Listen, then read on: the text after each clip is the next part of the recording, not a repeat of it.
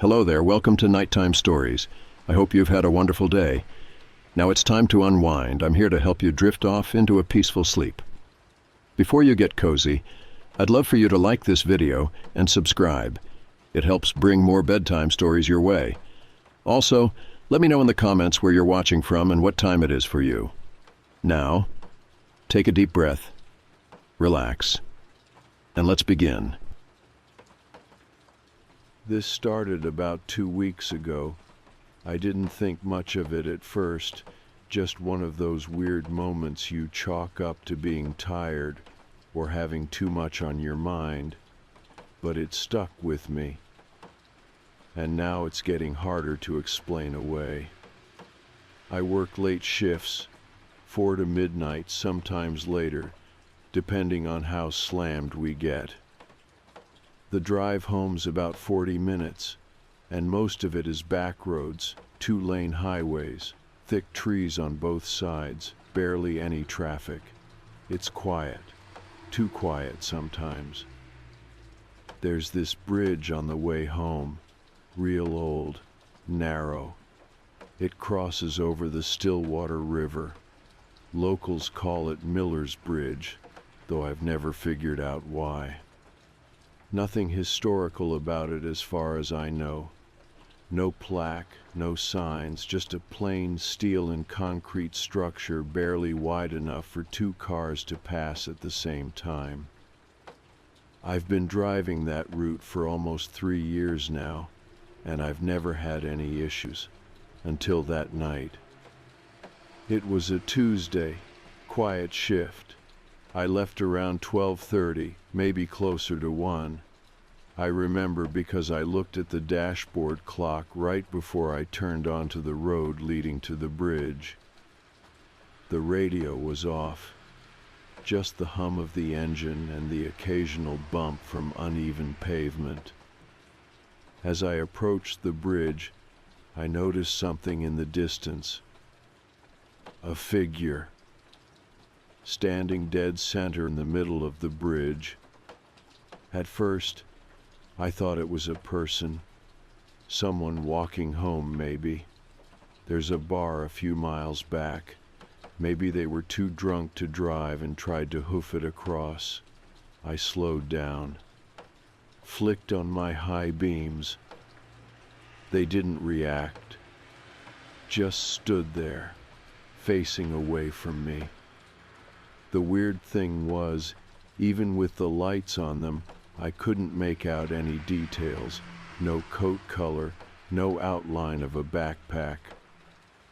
Just this dark shape, upright, still, almost like a cutout placed in the road. I tapped my horn, quick, not aggressive. Nothing. Didn't flinch, didn't look. By now I'd come to a near stop, maybe 20 feet from them. And that's when the air shifted. I don't know how else to describe it.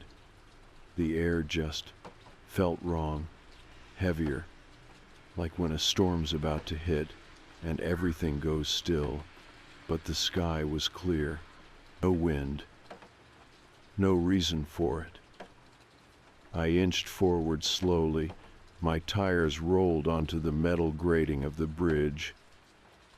The figure still didn't move. And then, as I passed it maybe 5 feet away, it turned its head. Not fast, just smoothly. One motion. I caught a glimpse. No face. Or maybe it had one, but it was too dark to see. Not like shadows from bad lighting, like actual darkness, like looking at something behind frosted glass. I didn't stop to investigate. I hit the gas, drove straight home with my heart beating somewhere in my throat. By the time I got to my place, I had talked myself out of it, told myself it was someone playing a prank. A mannequin maybe, some messed up art project. I was tired, maybe I saw it wrong. That worked for a night. The next time I worked, it was Thursday. Same shift, same route. And I'll be honest, I didn't think about it much until I turned onto the stretch of road leading to the bridge. Then my chest tightened. I slowed down before I even saw anything. But there it was. Same spot. Same figure. Still facing away. I didn't stop this time.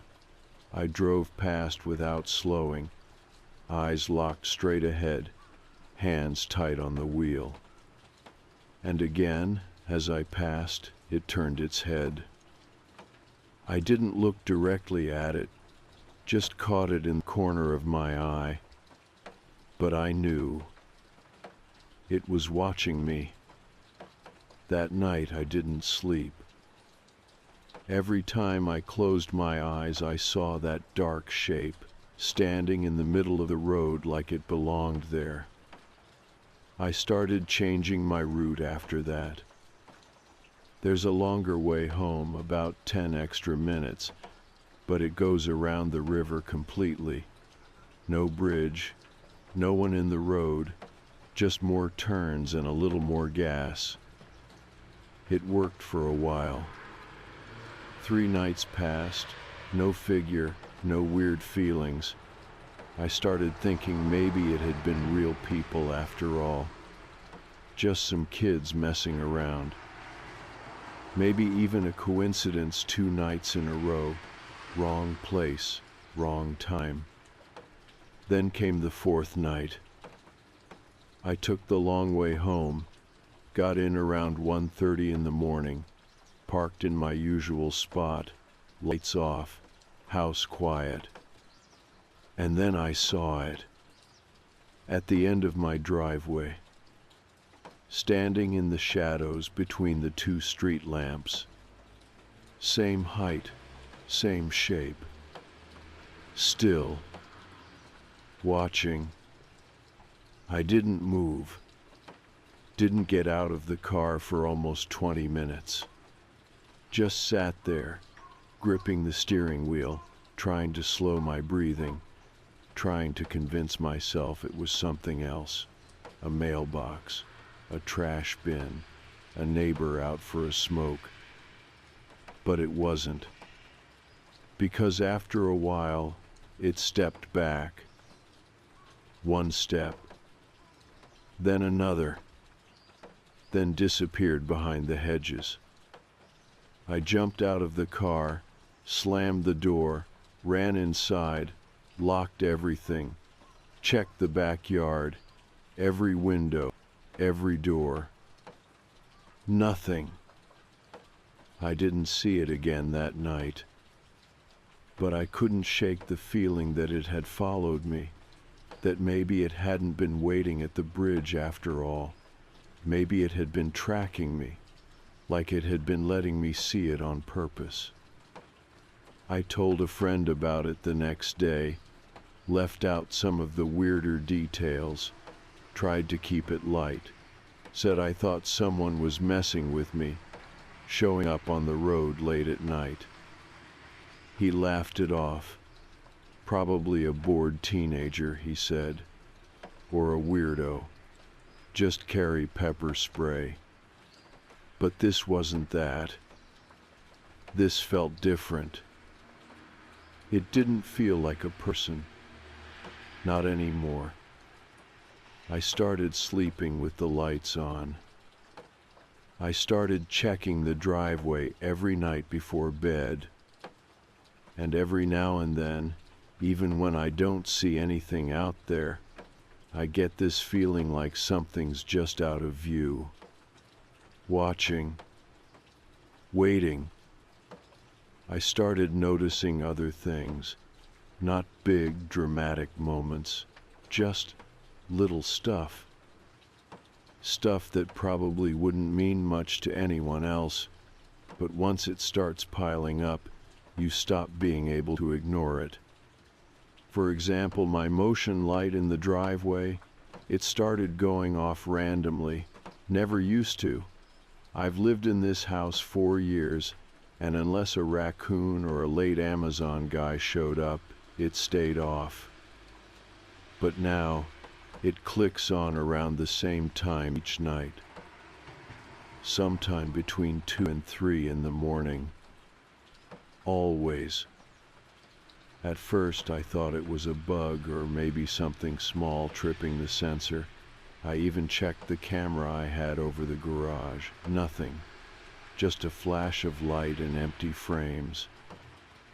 The image would fuzz for a second, almost like interference, then come back normal. One night I set an alarm for 2:15 just to watch it happen. Sure enough, right on time, the motion light blinked on. I looked out the window. Nobody there. But the weirdest part, a few seconds later, my phone buzzed. One new voicemail, no call, just the message. I didn't recognize the number. It was listed as unknown. I stood in the dark kitchen, phone in hand, heart already pounding, and hit play. There was nothing at first, just static. Then something faint, a sound like wind, and under that, something I can only describe as breathing. It wasn't loud, it wasn't clear, but it was there.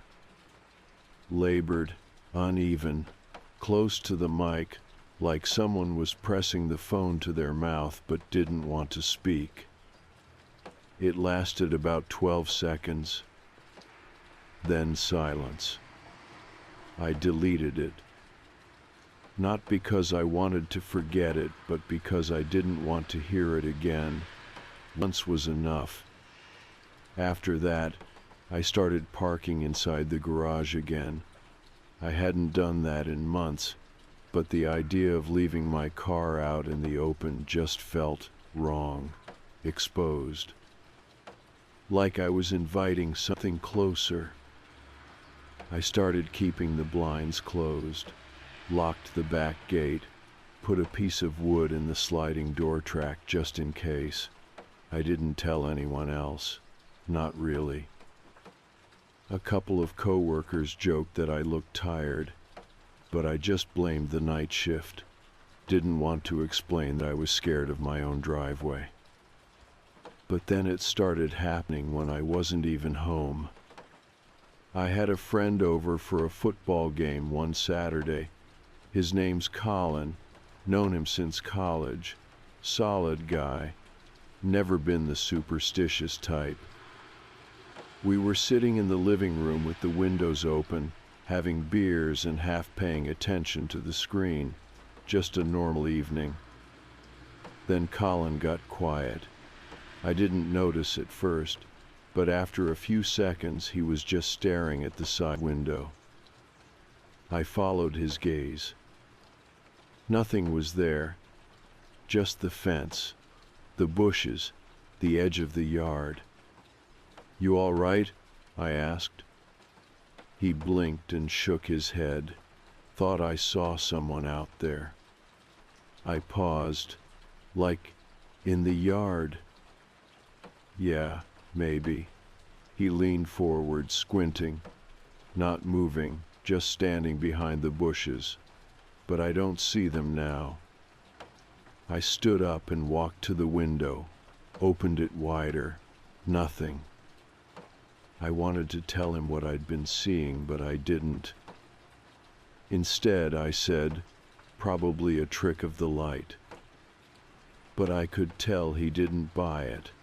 Not fully. The rest of the night, he kept glancing out the window. He left early. Said he had a headache.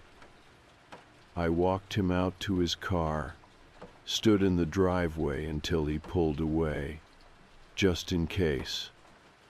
When I turned to go back inside, I noticed something near the garage. A mark in the dirt, At first, I thought it was from a shoe, but when I knelt down with a flashlight, I realized it wasn't a footprint. It looked more like a drag mark, like someone had scraped their heel slowly across the ground, almost deliberately. There were 4 lines, parallel, too wide to be from a dog or a raccoon. I didn't touch it. I didn't even take a photo. I just stood there until the light on my phone timed out and the dark folded back in. I started sleeping in the living room after that. Something about being upstairs made me feel too far from the door. I needed to be closer to hear if someone came in. I'd doze off on the couch with the television on low, volume just high enough to drown out the night. It didn't help. The dreams started around then. Always the same. I'm driving. It's late. The road is empty. I reach the bridge, and there he is, standing in the middle. But in the dream, I don't stop. I drive straight through him. And the sound it makes, that crunch, that wet thud, it sticks in my chest like a splinter every time. The worst part? He turns and looks at me after I pass. Even in the dream. He always looks. Last night was the worst so far. I'd been dozing on the couch again, some infomercial buzzing quietly on the television. I remember checking the time, 2:08. Then the motion light snapped on. I sat up. Didn't move right away. Then, slowly, I got up, walked to the window, pulled the curtain back, and there he was, standing in the yard, not at the end of the driveway, not on the bridge, in the yard, just standing there, maybe 10 feet from the back door, closer than ever. I couldn't see his face, but I could feel him watching me. I stood there, frozen, heart racing, every nerve in my body screaming to do something, call someone, take a picture, yell. But I didn't. I just stood there. Then he took one step forward. That was it. One slow step. I backed away from the window, locked the door, and sat on the floor behind the couch for the rest of the night. Didn't sleep. Didn't move. Just waited. By morning, he was gone. No marks in the yard. No blurry image on the camera. Just sunlight coming in through the blinds like none of it ever happened. But I know he was there. I felt it in my bones. And now I don't think he's just following me. I think he's trying to get in. I spent most of the day pretending it hadn't happened. I went through the motions, made breakfast, answered work emails, took the trash out like nothing was wrong, but every time I passed a window, I felt it again. That tight, crawling sensation at the base of my neck, like something was just outside of view, waiting, watching. It was the same feeling I had on the bridge, and I was starting to think maybe it had never left me. Around midday, I got a call from my mom. I almost didn't answer, but I needed something normal to hold on to. She wanted to catch up, asked if I'd thought about visiting soon. I told her work had been crazy, but yeah, I'd think about it. I must have sounded off, though. because she asked me twice if I was okay. I said I was fine. She didn't push, she never does. When I hung up, I sat in the kitchen for a while, staring at the door to the backyard. The lock was still in place. I'd even jammed a chair under the knob, like that would actually help if someone or something wanted to come in. I thought about calling the police, but what would I even say? There's a shadow man in my yard every night, and he might not be human. They'd laugh me off the line. Instead, I went back to the bridge. Not at night, broad daylight, middle of the afternoon. I needed to see it in the sun, to take some of the fear away, or maybe to prove to myself that it was just a road, just a crossing over water, and not the thing that had turned my life upside down. The drive was uneventful. The road was just as I remembered, quiet, lined with trees, a little too empty. I passed 2 cars the entire way. When I got to the bridge, I pulled off to the side and parked just before the grating, got out, stood at the edge. Nothing unusual. Just a narrow old bridge with rust on the rails and weeds growing through the cracks at the shoulder. The water below was muddy and slow, barely moving. I walked across it.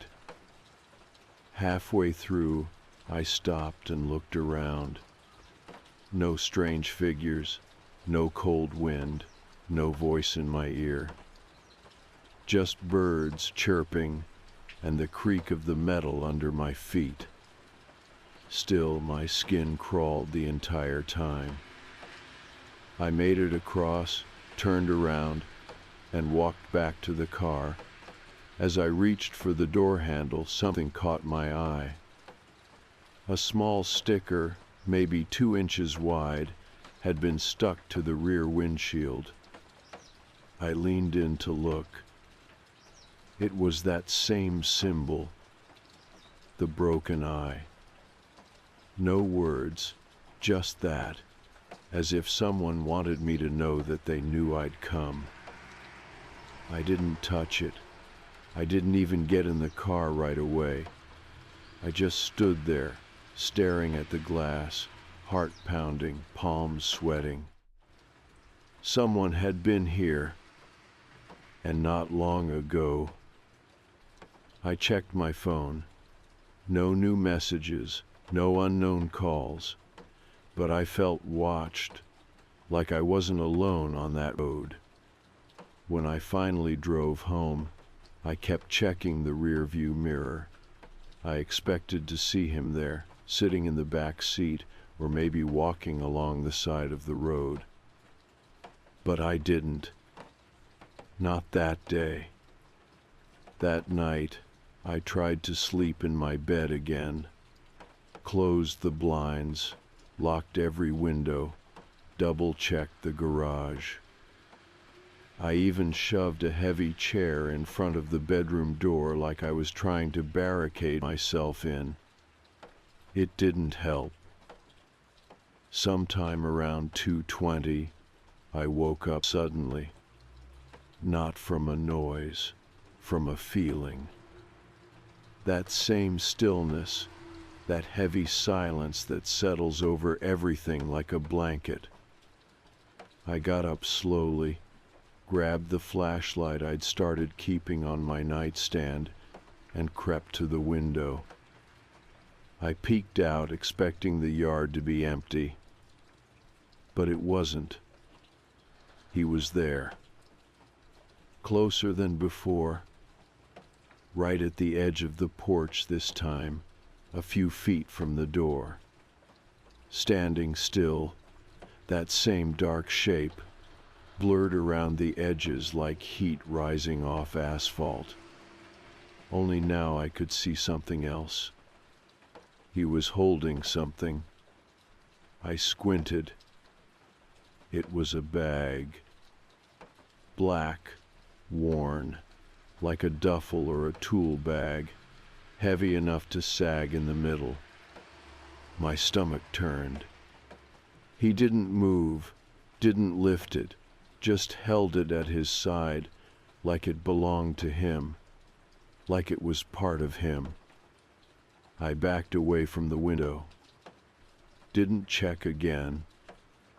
Didn't want to know what was inside.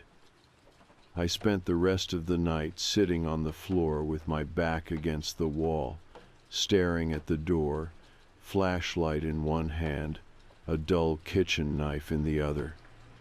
I don't know what I thought I'd do if he came in.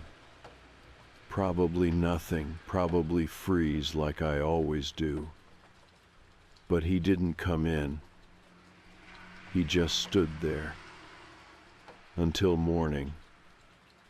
By the time the sun came up and I finally opened the door, he was gone. But the grass was flattened in a perfect circle where he'd been standing. Like the earth had given way under his weight.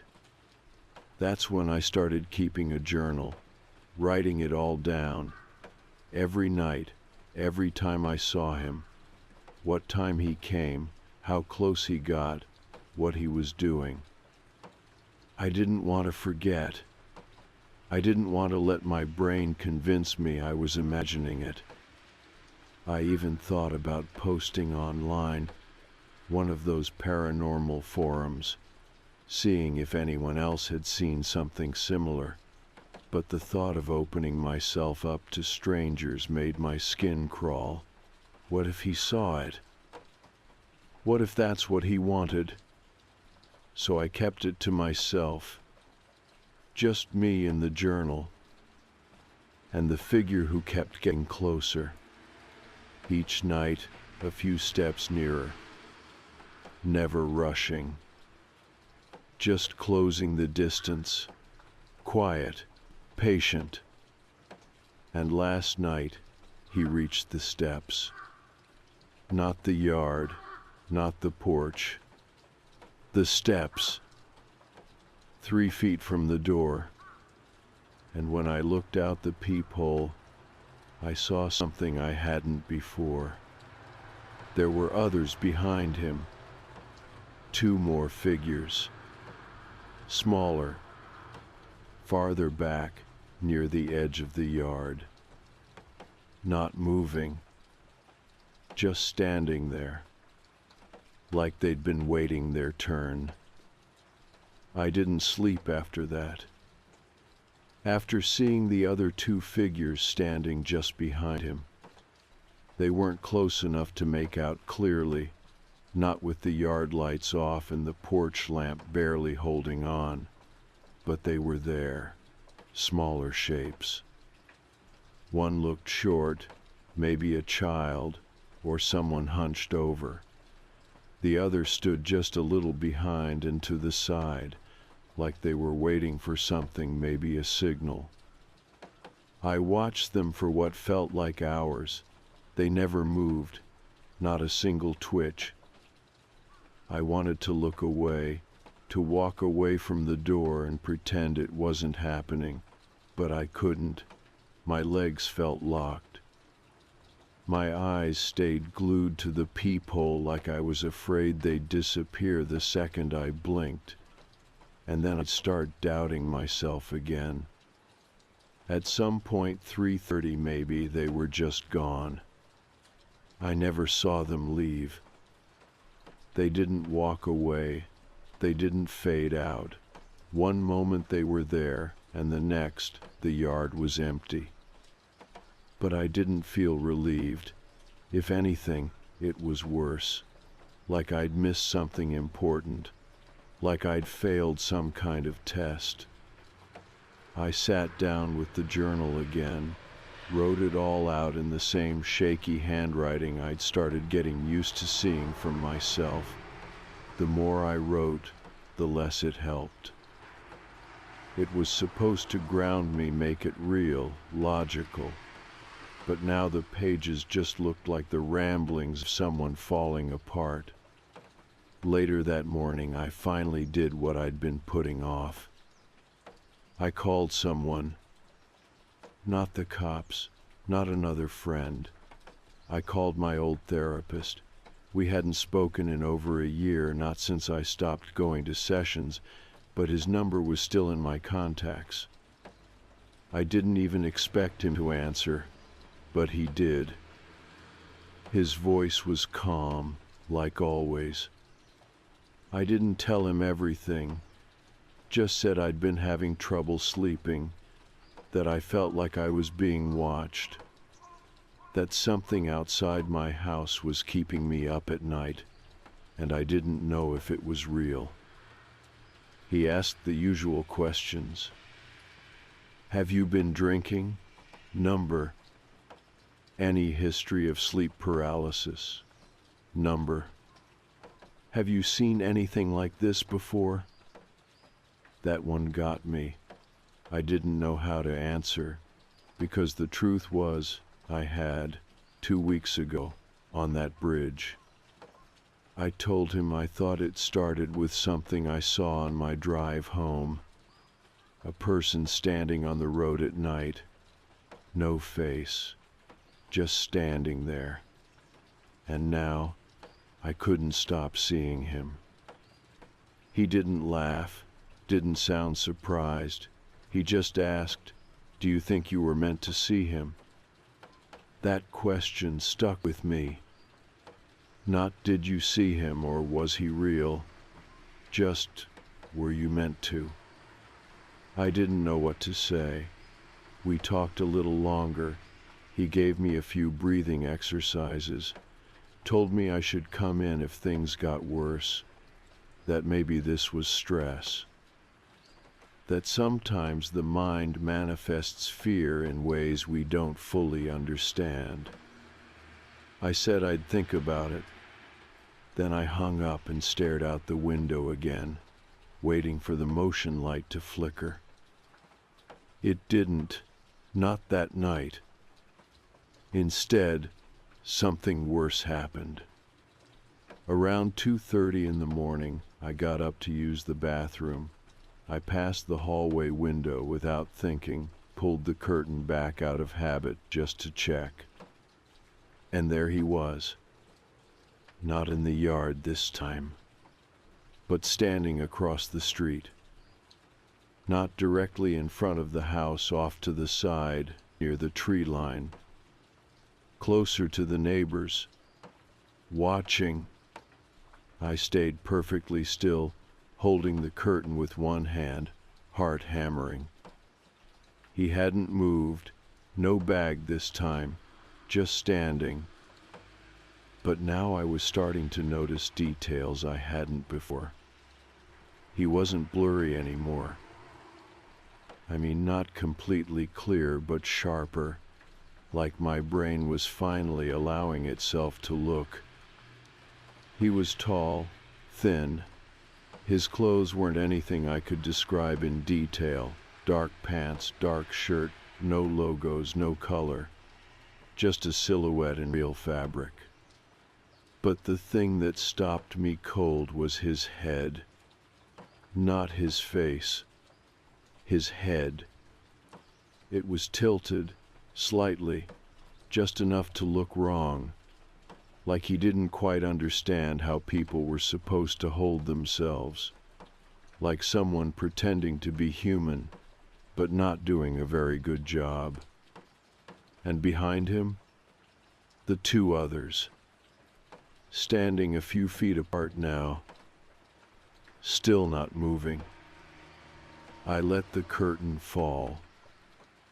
I backed away from the window, and I sat down in the hallway, breathing through my nose, counting backward from 100 like the therapist used to tell me when I had anxiety attacks years ago. It didn't help.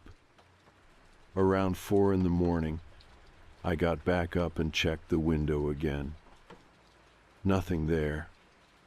No footprints. No sign anyone had ever been there. But the neighbors' trash bins were tipped over. Just his, not mine, not anyone else's. And I swear I saw something on his driveway. A chalk mark, maybe. Looked like that broken eye symbol again. By sunrise, I was looking up hotels. I packed a bag, just enough for a few nights. Toothbrush, clothes, charger, notebook. I left the house before noon and checked into a place near the highway. Big chain hotel, bright lobby, people coming and going at all hours. It felt safer somehow, being around strangers who didn't know what I was running from. I slept that night. For the first time in a while, not well, but without waking up every 10 minutes, which felt like a win. I stayed at the hotel for 2 nights. Nothing strange happened. No phone calls, no messages, no sightings. I almost convinced myself it was over. That maybe I had imagined it all somehow. That stress had played tricks on me. That maybe something about the bridge or the late nights or being alone too much had messed with my head. I went home on the 3rd day. House was quiet, everything where I left it. No symbols, no footprints, nothing. I slept in my own bed that night, and when I woke up, there was mud on the bedroom floor. Just one footprint, right next to the window. The footprint was barefoot. I stood over it, still half asleep, not moving. It was shaped perfectly, toes and all, pressed into a faint smear of mud, just a foot from the window. My bedroom carpet is light gray. I knew the mark wouldn't clean easily, but I didn't care about that. All I could think was, how did it get there? The window was locked, still shut. The blinds had been closed when I went to sleep. I checked them twice before getting into bed. But someone had been in the room with me. That thought did something to my chest I can't explain. It wasn't panic. It wasn't even fear. It was worse. It was that sick drop in your gut when you realize something already happened and you missed it. I checked the entire house, every lock, every window. I pulled the shower curtain back like I was in a bad movie. Nothing. No more footprints. No signs of forced entry. Just the one mark. One dirty footprint in a place no one should have been. I took a picture, then cleaned it with shaking hands. I changed my clothes, grabbed my bag again, and left without finishing breakfast. Went straight back to the hotel, same room, told the front desk I needed a few more nights. That was 5 days ago. I haven't gone home since. I know it sounds paranoid. I know most people would say I should call someone. But what do I even report? A shadow in the yard, a figure on a bridge, a footprint I could have made myself. I've started to question my own memory. Like, did I forget locking a door? Did I maybe bring something in on my shoes and just imagine the rest? Maybe stress really is enough to unravel your sense of reality. But then other things started happening. At the hotel, the first thing I noticed was the scratching. I was lying in bed around 1 in the morning, watching television with the volume low. I started hearing this faint noise, not loud, not even close, just soft, like nails brushing against drywall, coming from the wall behind the headboard. At first I thought it was the room next door, maybe someone moving furniture or tapping something, but it kept going. Same rhythm, same spot, not random, just steady, like someone trying not to be heard. I turned off the television, held my breath. It stopped. Then 2 minutes later, it started again. I left the room. Slept in the car that night. The next day I asked to switch rooms. Didn't say why. Just told them I wanted something on the other end of the building. They didn't ask questions. Gave me a new key card and moved my stuff while I waited in the lobby. New room felt better, brighter, less pressure in the air. The kind of place you could forget things in, even if only for a few hours. That night, nothing happened. No noises, no movement. I slept. The night after that, I got a knock at the door. Not loud, just 2 short knocks. I checked the time, 2:20 in the morning. I didn't answer, just froze, sitting on the edge of the bed with the remote in my hand. Knock, knock. Again, softer this time. I crept to the door and looked through the peephole. Nothing. No one in the hallway. But there was something on the floor. A piece of paper. I opened the door slowly, heart thudding in my throat. The hallway was silent. I grabbed the paper and shut the door fast. It was a torn page from my journal. The same one I had left back at my house. Same handwriting, same ink. Only now, words had been crossed out, rewritten. Where I had written, he was standing in the yard again. It now read, "He is closer now. He is inside." The line looked fresh, still drying. I packed my things within minutes. Didn't check out, didn't care. Just got in the car and drove. I didn't go home, didn't go to work. I just drove in circles for hours, ending up in the parking lot of a diner I used to go to when I was a kid. It's about an hour from my hometown. They open early and the coffee's cheap, and no one there knows my name.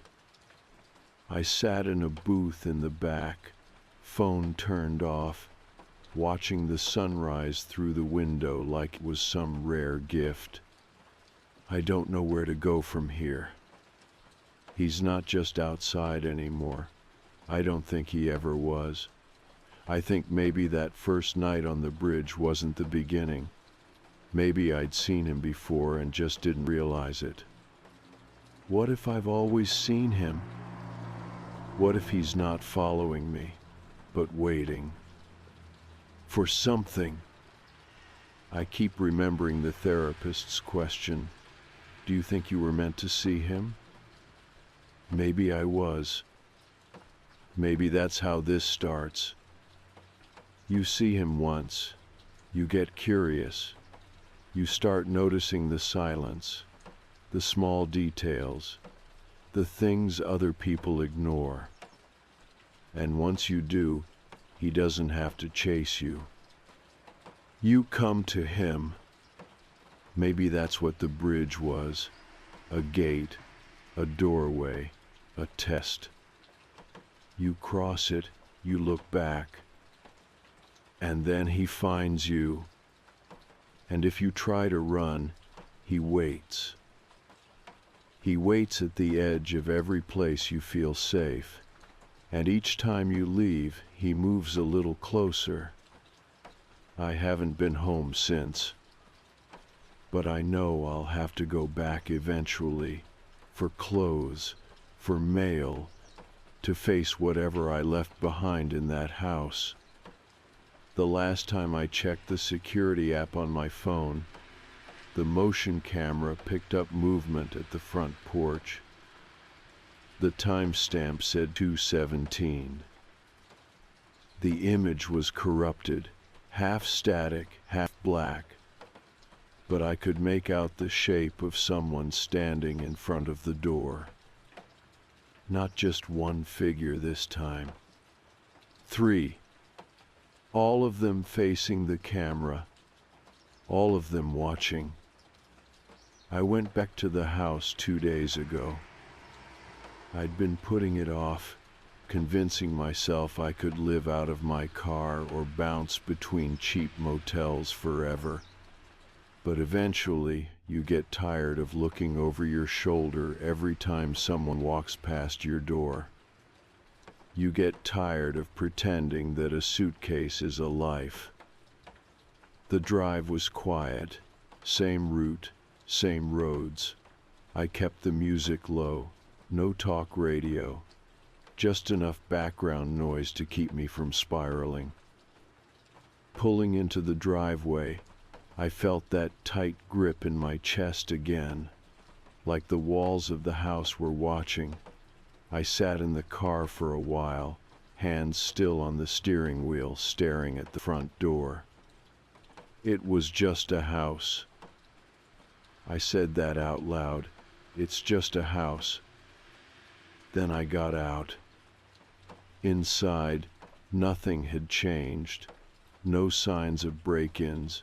No broken windows, no overturned furniture, everything exactly where I left it. A thin layer of dust on the coffee table, some stale air in the living room. That was it. The paranoia didn't go away, but it didn't get worse either. I walked the house like I was a guest, checking each room, each closet, the crawl space under the stairs. Nothing. Then I found the journal. It was right where I remembered leaving it, middle drawer of my desk. I opened it, flipped through the pages I hadn't looked at since I left. Still full of the same scratchy handwriting, half-written thoughts, the times and dates I saw the figure on the bridge. Some pages were barely legible, my hand shaking so bad I could barely form letters. Reading through it now, with fresh eyes, it didn't sound like a ghost story. It sounded like something else. Like someone watching me.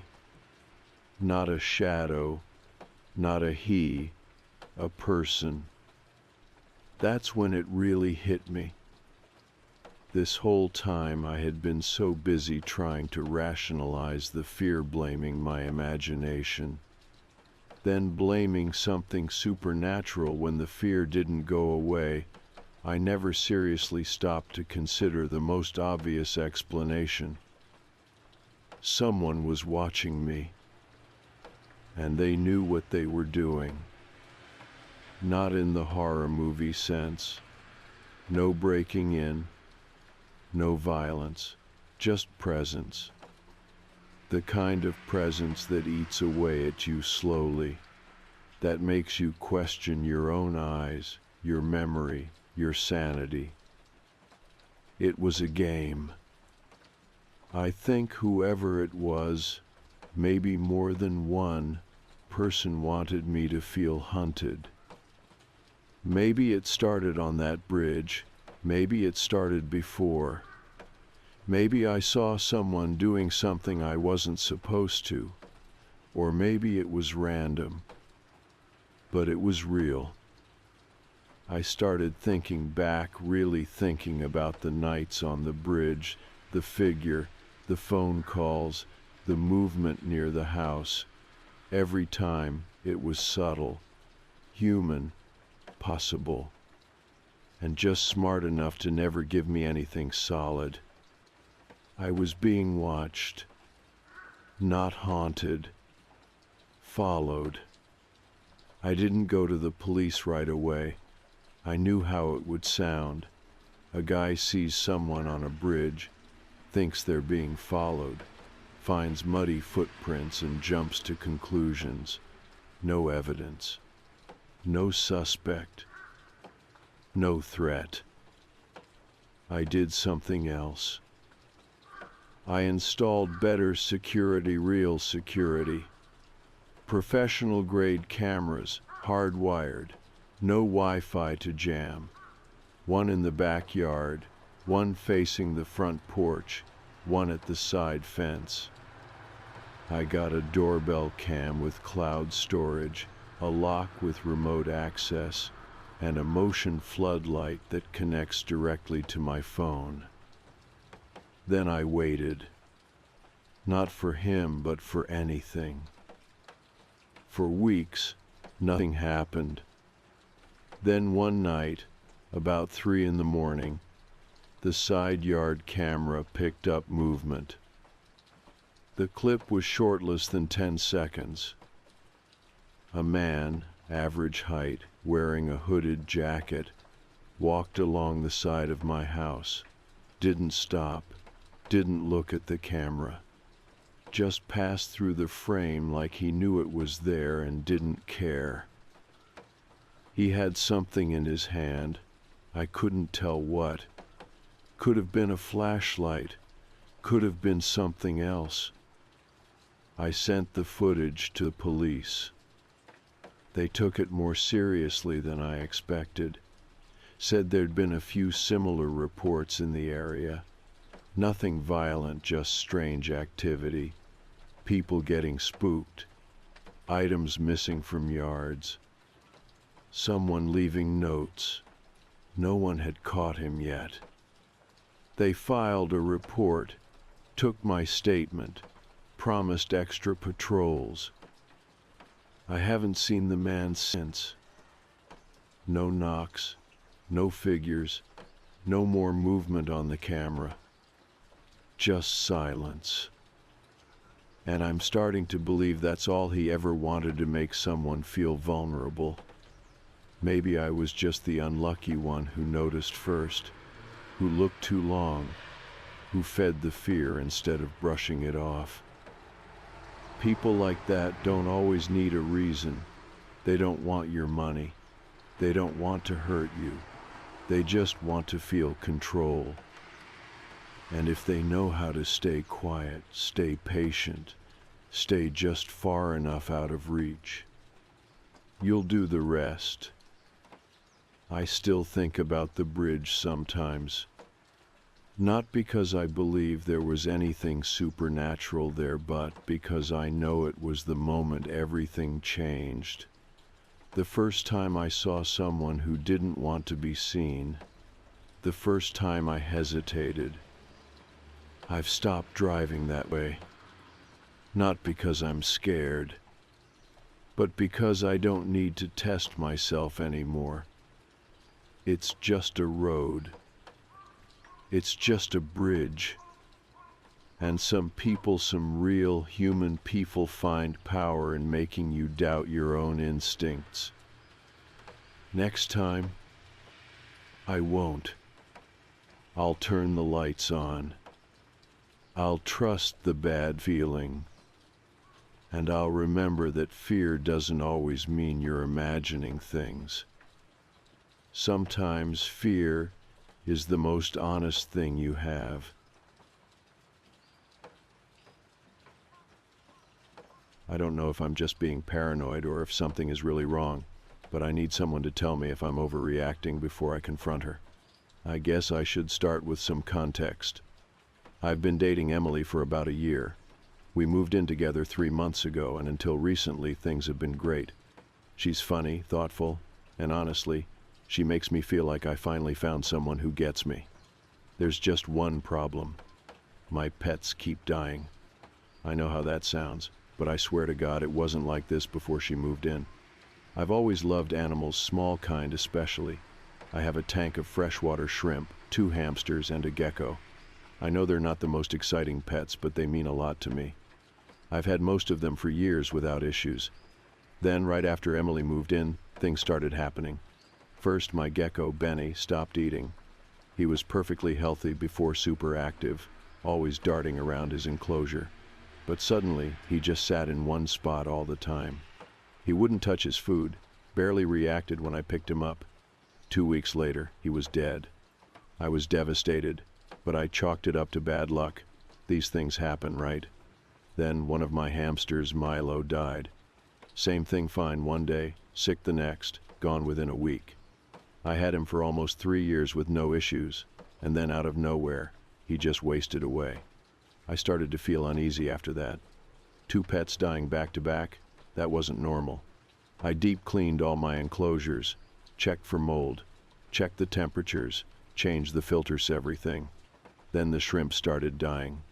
Not all at once, but one by one. Every morning I'd find a few floating at the top of the tank, their legs curled up unnaturally. That's when I started to feel sick. Something wasn't right. I tried to talk to Emily about it. I told her how weird it was, how it felt like all my pets were dying too close together for it to be a coincidence. She looked genuinely sad. She hugged me, told me she was sorry, that she knew how much they meant to me. She even helped me bury Milo in the backyard. For a little while I felt stupid. Of course she wasn't doing anything. She loved animals. She told me once she used to volunteer at a shelter. But then last night happened. And now, I can't ignore the feeling in my gut. I woke up at 2 a.m. to get a drink. As I passed by the living room, I saw Emily sitting on the couch in the dark. I almost called out to her, but then I saw what she was holding. My other hamster, Luna. She was cupped in Emily's hands, completely still. For a second, I thought she was petting her. But then Emily did something that made my stomach twist. She lifted her hand just slightly and let Luna drop. Not far, but enough. Enough to make Luna's tiny body jerk on impact. I must have made a noise because Emily's head snapped up. She saw me. For a second, neither of us moved. Then she smiled just barely. "I think she likes it," she whispered. I just stood there. She lifted Luna again and dropped her. Again. I must have stepped forward without realizing it because Emily suddenly looked surprised, like she had just remembered I was there. She gently placed Luna back in her enclosure. Then she stood up, walked past me, and went back to bed. Like nothing had happened. I barely slept after that. I just sat in bed, staring at the ceiling, my mind racing. Was I imagining things? Had I seen it wrong? But no. I didn't imagine the way she let Luna fall. I didn't imagine that smile. And now I can't stop thinking about it. What if she wasn't playing? What if she's been hurting them all along? What if Benny, Milo, the shrimp, all of them weren't just accidents? I need to know what you guys think. Because if I'm right, I don't know what to do next. I barely slept after what I saw. Every time I closed my eyes, I kept replaying it. The way Emily lifted Luna. The way she let her drop. The way she smiled. I kept telling myself there had to be an explanation, that maybe I was just reading into it too much. Maybe she really thought Luna liked it. But deep down, I knew that was bullshit. It wasn't just that moment. It was all of it. Benny getting sick out of nowhere. Milo dying when nothing was wrong. The shrimp floating in my tank one by one. The way Emily acted so normal about it all. Like she wasn't even surprised. Like she already knew what had happened. I spent the next day watching her. Not obviously. I acted normal. I made coffee. I scrolled through my phone. But I kept my eyes on her, looking for something that would confirm my suspicions. She acted exactly the same as always. Sweet, attentive. She kissed me on the cheek before she left for work. She sent me a text in the afternoon. "Hope you're feeling better today. Love you, Erwan."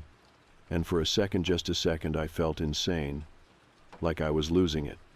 Maybe I was being paranoid. Maybe I had just walked in at the wrong moment last night, and she really was just playing. Maybe all my pets really did just die from bad luck. But then that night, I caught her again. I woke up around 1:30 a.m. I don't even know why. Maybe my subconscious was still on edge, waiting for something to happen. The apartment was silent. But then, just like last time, I saw a faint light from the living room. I slid out of bed carefully so I wouldn't wake her, but when I looked at the blankets, she wasn't there. My stomach dropped. I stepped into the hallway, moving as quietly as I could, and when I turned the corner, I saw her, sitting on the floor, right in front of Luna's enclosure, holding her again. But this time, she wasn't just dropping her. She was squeezing. Not hard, not enough to kill her, but enough to make her squirm, enough to make her little body stiffen in discomfort. Emily's face was completely calm, like she was testing something, seeing how far she could go. I don't remember stepping forward, but suddenly I was right there, my voice sharp in the silence. Put her back. Emily's head snapped toward me. For a second, she didn't say anything. Then she sighed and gently placed Luna back inside the enclosure. I expected her to be embarrassed, maybe even guilty, but she just looked at me and said, "You're overreacting." My blood went cold. "What the hell is wrong with you?" My voice was low, shaking. "That's not how you handle animals." She rolled her eyes. "Oh my God, I wasn't hurting her. You're acting like I was torturing her or something." I felt something dark rise in my chest. "Benny wasn't sick, was he?" I whispered. She froze. For a fraction of a second, something flashed across her face, something I had never seen before. Then, just as quickly, it was gone. She sighed again, rubbing her temple. "Jesus, you're being weird. You need to let this go." I just stood there, staring at her. Let it go? Was she serious? She turned and walked past me, back toward the bedroom like nothing had happened. And in that moment, I felt something shift. A part of me that had been making excuses for her for every little thing that felt off, for every pet that had died snapped. I didn't imagine this. I wasn't overreacting. Something was wrong with Emily. And now, I had proof. I didn't sleep. I sat in the living room for hours just thinking, trying to piece everything together. How long had she been like this? Had she always been this way and just hid it well? Or was there something deeper? Was this a warning sign? If she could hurt something small, something fragile, something that couldn't fight back, would she stop there? Would it escalate? I don't know. I really don't. This morning she acted like nothing happened. She made coffee. She kissed me before leaving for work. Like last night never happened. Like she hadn't looked me in the eye and told me to let it go. I haven't said anything to her. Not yet. But I've been sitting here all morning wondering what I'm supposed to do. Do I confront her? Do I break up with her? Is this a deal breaker? Or am I just jumping to the worst conclusion? I mean, she didn't kill Luna. Not yet. But how long before she does? And how long before it's not just my pets? I guess what I'm asking is, what do you think? Am I crazy? Or should I be worried? Because honestly, I don't know anymore. I don't even know where to start with this. I guess I just need to get it out because it's been messing with my head for days. Maybe someone here can help me make sense of it. For context, I live alone in a one-bedroom apartment in a pretty old building, nothing fancy. It's the kind of place that hasn't been renovated in decades, but the rent is cheap, and I don't mind a little wear and tear. I've been here for a year now, and nothing weird has ever happened before this. No strange noises, no creepy neighbors, nothing. Just me, my apartment, and a pretty uneventful routine. That changed last week. I had the weekend off, so I figured I'd do a deep clean. You know, the kind where you move furniture, scrub everything down, all that. I don't do it as often as I should, so there was a lot of dust under things. I started in the bedroom. It's small, just my bed, a dresser, and a nightstand. I pushed the bed frame away from the wall to sweep underneath. The second I did, something caught my eye. A crumpled piece of paper.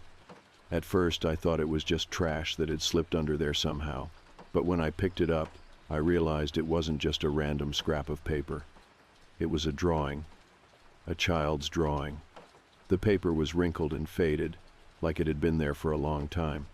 It showed 4 stick figures, drawn in crayon. Just simple shapes, circles for heads, straight lines for bodies. But what made my stomach tighten was that one of the figures had a thick red X drawn over it. And under each figure there were names. 3 of them were hard to make out because the crayon had smudged over time, but one of them clear as day was my name.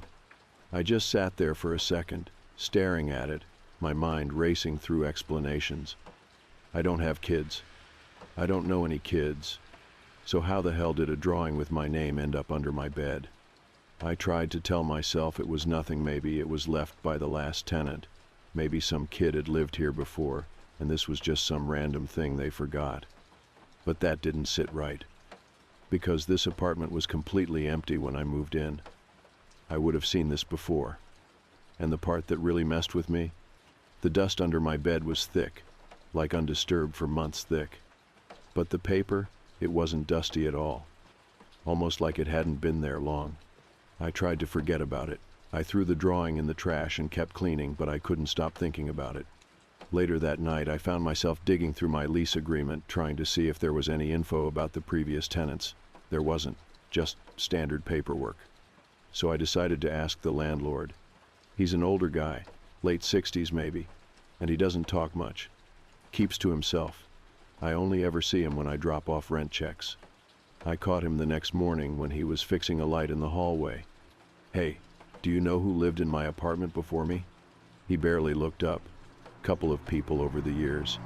"Any families? Kids?" That got his attention. He gave me this weird look. "Number not for a long time. Last guy was a single man. Before that, a woman, lived alone." "Why?" I hesitated. "I just found something weird when I was cleaning." He shrugged. "Could have been here a long time. That place is old. Probably nothing." I could tell he wasn't interested in talking about it, so I didn't push. But it felt off. Something about his reaction. Like maybe he knew more than he was letting on. That night I had trouble sleeping. Not because of the drawing, at least. That's what I told myself, but because my brain wouldn't shut up. I kept replaying it in my mind. The way my name was written. The red X. At some point I must have drifted off because I woke up to a sound. A soft rustling. Like paper moving. I turned over, still half asleep, and squinted into the dark. My room was quiet. The only light came from the street lamp outside, casting a faint glow through the blinds. I listened. Nothing. I figured I was just hearing things and rolled over. Then a soft knock. Not on the door. On the floor. I froze. It was so faint, so soft, like someone tapping just beneath me. I held my breath, straining to hear more, but there was nothing, just silence. I must have stayed like that for 10 minutes, heart pounding, ears ringing from listening so hard. Eventually, I convinced myself it was just the building settling. Old places make weird noises, right? But as I tried to go back to sleep, one thought kept creeping back into my mind. The drawing. Had it really been there all along? Or had someone put it there? The next morning I decided I needed to look around more. I started checking places I hadn't before. The back of drawers, inside cabinets, under furniture. And then in the kitchen, wedged behind the refrigerator, I found another drawing. My stomach dropped. It was the same 4 figures. Only this time, the red X was bigger. Like someone had gone over it again and again, pressing harder each time. And beneath the stick figures, there was something new. A word, written in shaky, uneven crayon. Soon. I felt sick. I needed to know who left these here. I grabbed my phone, pulled up the number for my landlord, and hit call. It rang once, twice. Then he declined the call. I stared at my screen. He didn't even let it go to voicemail. Something was wrong. I could feel it now. This wasn't just some old drawings from a previous tenant. This was deliberate. And I was part of it. That's where I am now. I don't know what to do next. I don't want to overreact, but my gut is telling me this isn't random. Someone left those drawings here. Someone knew my name. And whoever they are, They're still here. Somewhere. Watching. Waiting. I didn't go to work that day. I called in sick, though my boss barely acknowledged it before hanging up. Not surprising, I almost never call out. But I couldn't sit at my desk and pretend everything was normal, not after what I found. I was standing in my kitchen, staring at the second drawing. The red X was darker, angrier than before. The word soon was scrawled underneath in the kind of unsteady handwriting a child would use. But no children had lived here. I knew that now. And yet someone had left this. I wanted to believe it had been here the whole time, hidden behind the fridge, but I couldn't make that lie fit anymore. It didn't make sense. That meant someone had put it there recently. While I was in the apartment, while I was sleeping, I spent the next hour checking every corner of my place, going through everything. Closets, cabinets, behind furniture, every possible hiding place. And then, in the hallway outside my bedroom, I found the floorboard. It was barely noticeable, but when I stepped on it, it shifted just slightly, enough for me to feel the difference. I knelt down, ran my fingers along the edge, and found a tiny gap. My heart was hammering in my chest. I pressed my fingers into the gap and lifted. The board came loose. Beneath it a space, a small, empty compartment. But it hadn't always been empty. I could see the marks on the wood, faint lines where something had been dragged in and out over time. Something roughly the size of the papers I had found. Someone had been hiding them here, and taking them out when they wanted me to find them. I dropped the floorboard back into place and sat on the edge of my bed, staring at the floor. Someone was in my apartment. Not just once, repeatedly. I couldn't pretend otherwise. This wasn't some weird prank or a forgotten relic from a past tenant. Someone had been here, leaving messages for me, watching my reaction. And my landlord knew something. That much was obvious now. He had brushed me off too quickly, shut down my questions before I could push further. And then he ignored my call. Why? Because he knew exactly what I would find. Or worse, he knew who left it. I didn't even bother texting him this time. I threw on my jacket and walked straight out of my apartment, heading for the first floor. His unit was tucked in the corner near the building's front entrance. I had only been down here a few times to drop off rent, to ask about a maintenance request. He had never invited me in. I knocked. Waited. Nothing. I knocked again, louder. Footsteps. Then the door opened just a crack. The landlord peered out, expression unreadable. Something wrong? I clenched my jaw. Yeah, actually, I need to talk to you. He didn't move. About what? I held up the second drawing. His eyes flicked to it. No reaction. Then, he sighed and opened the door fully. Come in. His apartment was smaller than mine, cluttered, dimly lit.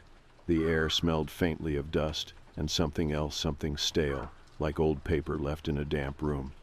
He gestured to a chair near the kitchen table. Sit. I didn't. I held out the drawing. Tell me what this is. His expression didn't change. Looks like a kid's drawing. Yeah, and why is my name on it? That got a reaction. A flicker of something, guilt, annoyance, fear, passed through his eyes before he smoothed it over. I don't know. I didn't buy it. You said no kids have lived here. They haven't. Then who left this? Silence. He rubbed his hand over his face. Look, he muttered. This building is old. A lot of people have come and gone. Maybe one of them. I cut him off. I found a hidden compartment under my floor. His posture stiffened. Bingo. He tried to recover quickly, but it was too late. I pressed harder. I locked my door the second I got back inside, my hand gripping the deadbolt tighter than necessary. My mind was racing. The drawings weren't random. I wasn't the first person to find them. And the last tenant who did, they disappeared. That was all my landlord would give me before he shut down, before he all but told me to drop it and leave. I should have listened, but I couldn't, because if I was next, if something was actually happening in this apartment, I needed to know what I was up against. I needed to know the truth. I sat on my bed, staring at the floorboard. I had put it back in place earlier, but now it felt like it was mocking me, like there was something beneath it I hadn't found yet. I grabbed the edge and lifted it again. The empty space stared back at me, just a gap of nothingness. But my gut told me there was more.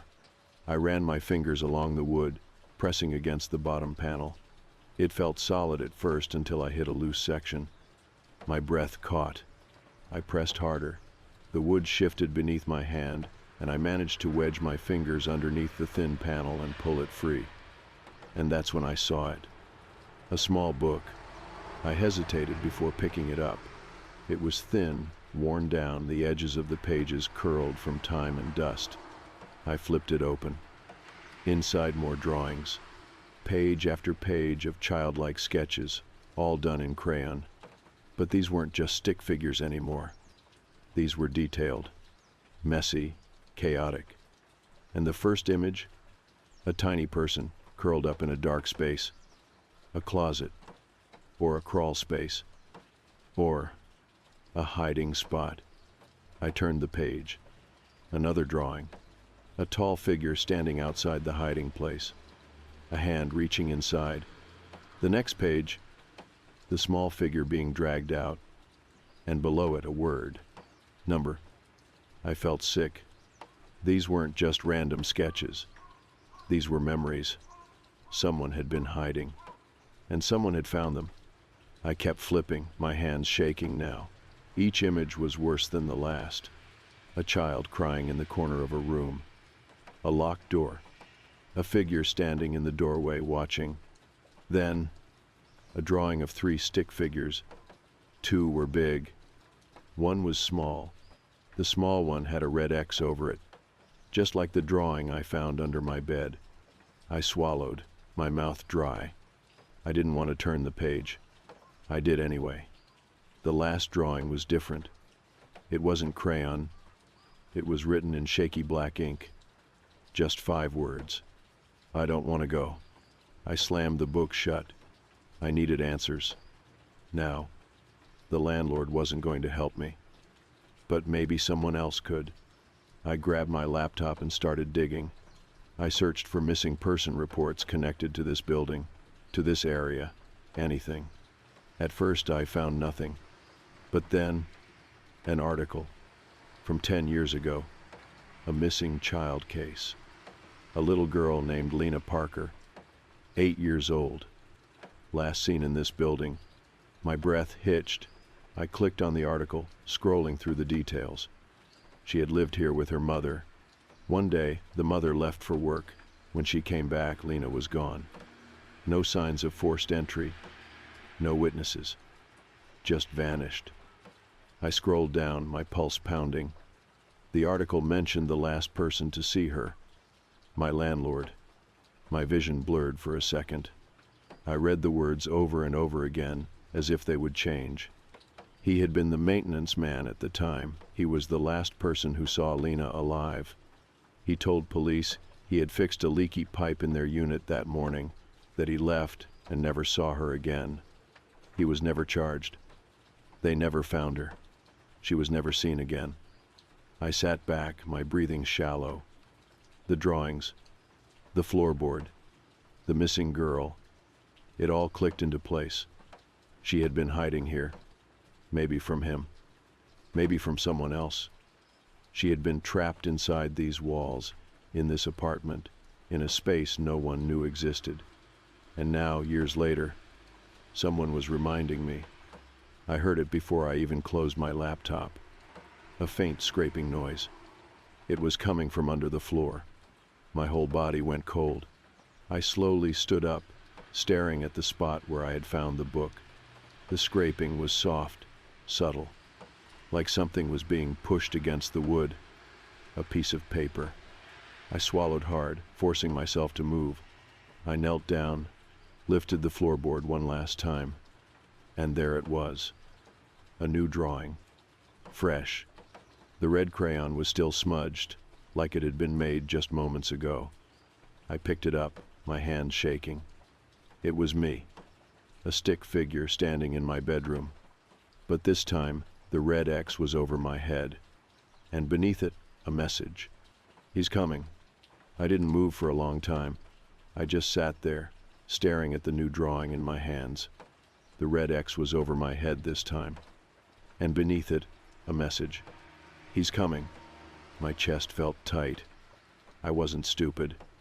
I had been playing detective, digging into something I had no business knowing.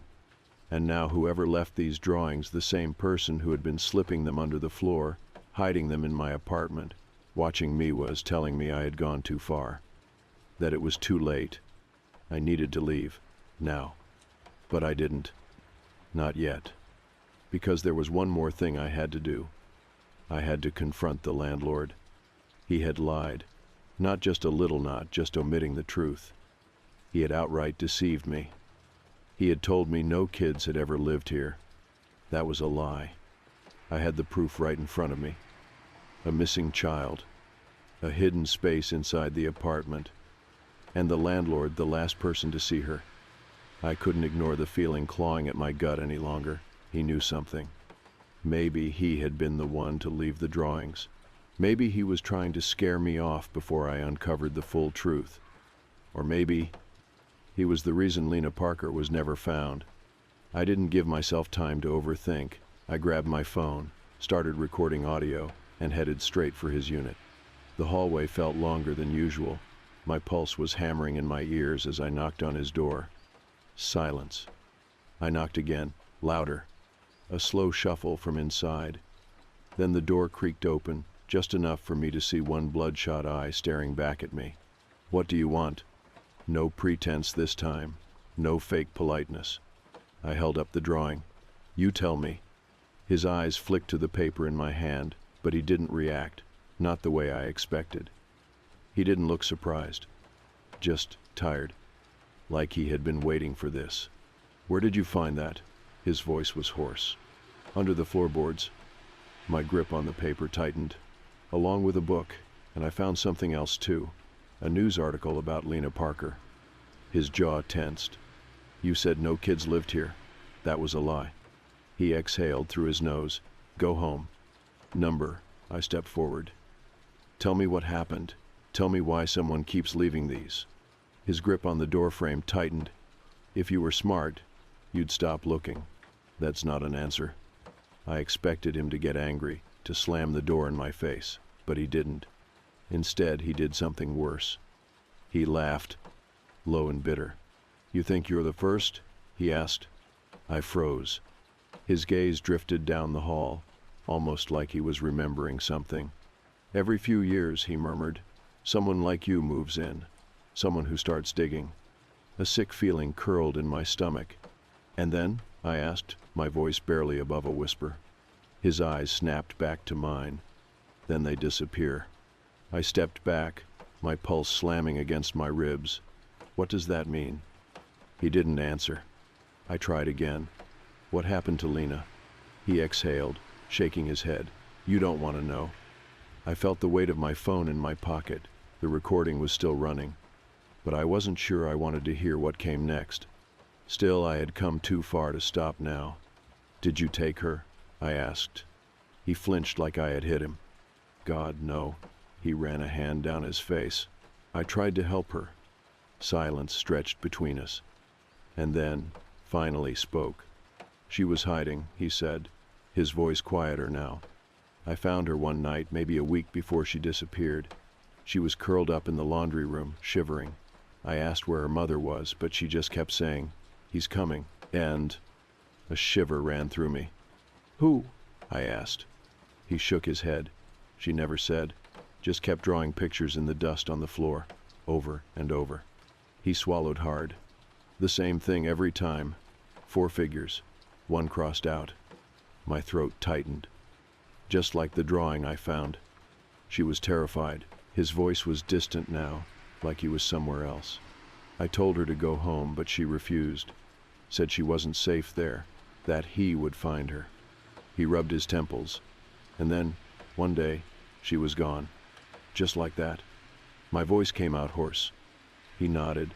"Her mother came home from work and Lena wasn't there. No signs of a struggle, no forced entry." I swallowed hard.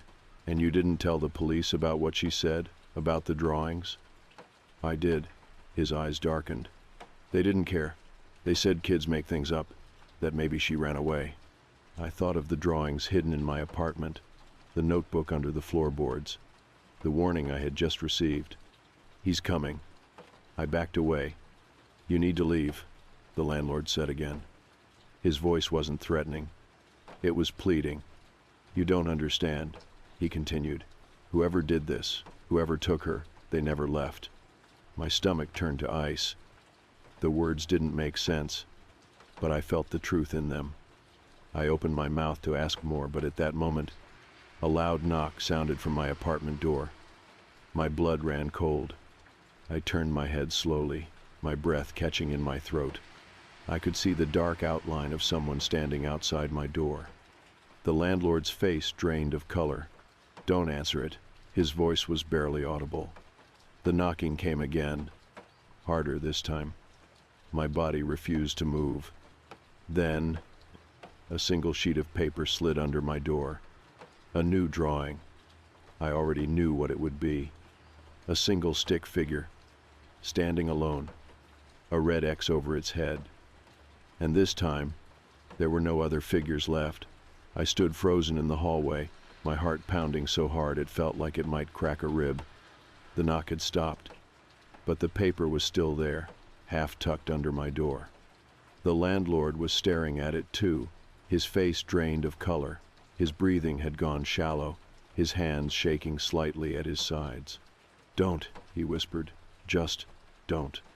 But I had to, because I already knew what I would see. I stepped forward, my fingers stiff as I reached down and picked it up.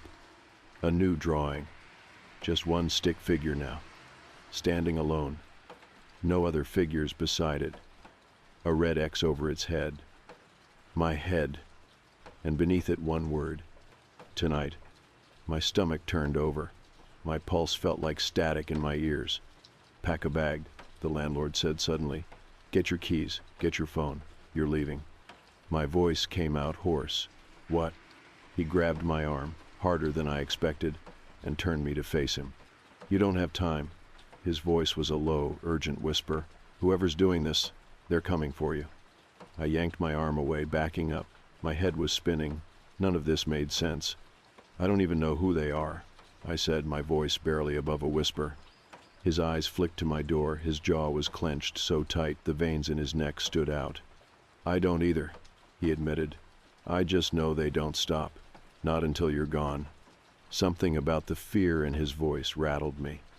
This was real, and if I didn't leave now, I might not get the chance. I turned and walked straight back to my apartment. The hallway felt wrong, too quiet, like someone was listening, watching. I locked the door behind me and forced myself to think. I needed to go, now. But as I grabbed my bag and stuffed it with the bare essentials, wallet, phone, charger, shoes, jacket, my mind wouldn't stop replaying everything. The drawings, the hidden floorboard, the missing girl, the landlord's warnings, and the last person who lived here, the one who disappeared. Had they gotten the same drawing, the same warnings? Had they tried to leave too? I didn't want to know. I just wanted to get the hell out. I grabbed my bag and turned for the door, but I stopped. The air in the apartment had changed. I felt it before I heard it. A presence, a shift in the silence, and then the softest sound, a floorboard creaking. Inside the apartment, behind me, my breath hitched. I turned my head just slightly, enough to see. The closet door was open. Not much. Just an inch. A thin, black gap in the darkness. Someone was inside. I didn't wait. I grabbed the door handle, yanked it open, and ran.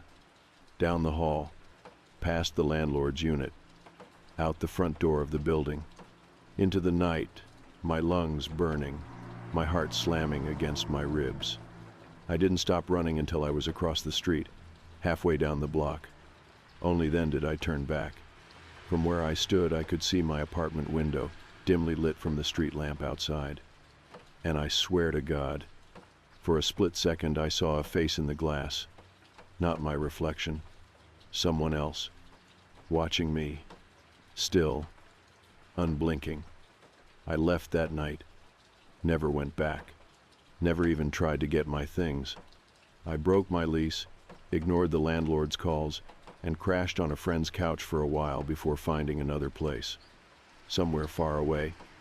I tried to move on. Tried to tell myself it was just some sick game, some deranged prank by someone who had access to my apartment. But that doesn't explain everything. It doesn't explain the drawings that got worse every time. It doesn't explain the person hiding in my walls. And it doesn't explain why it keeps happening.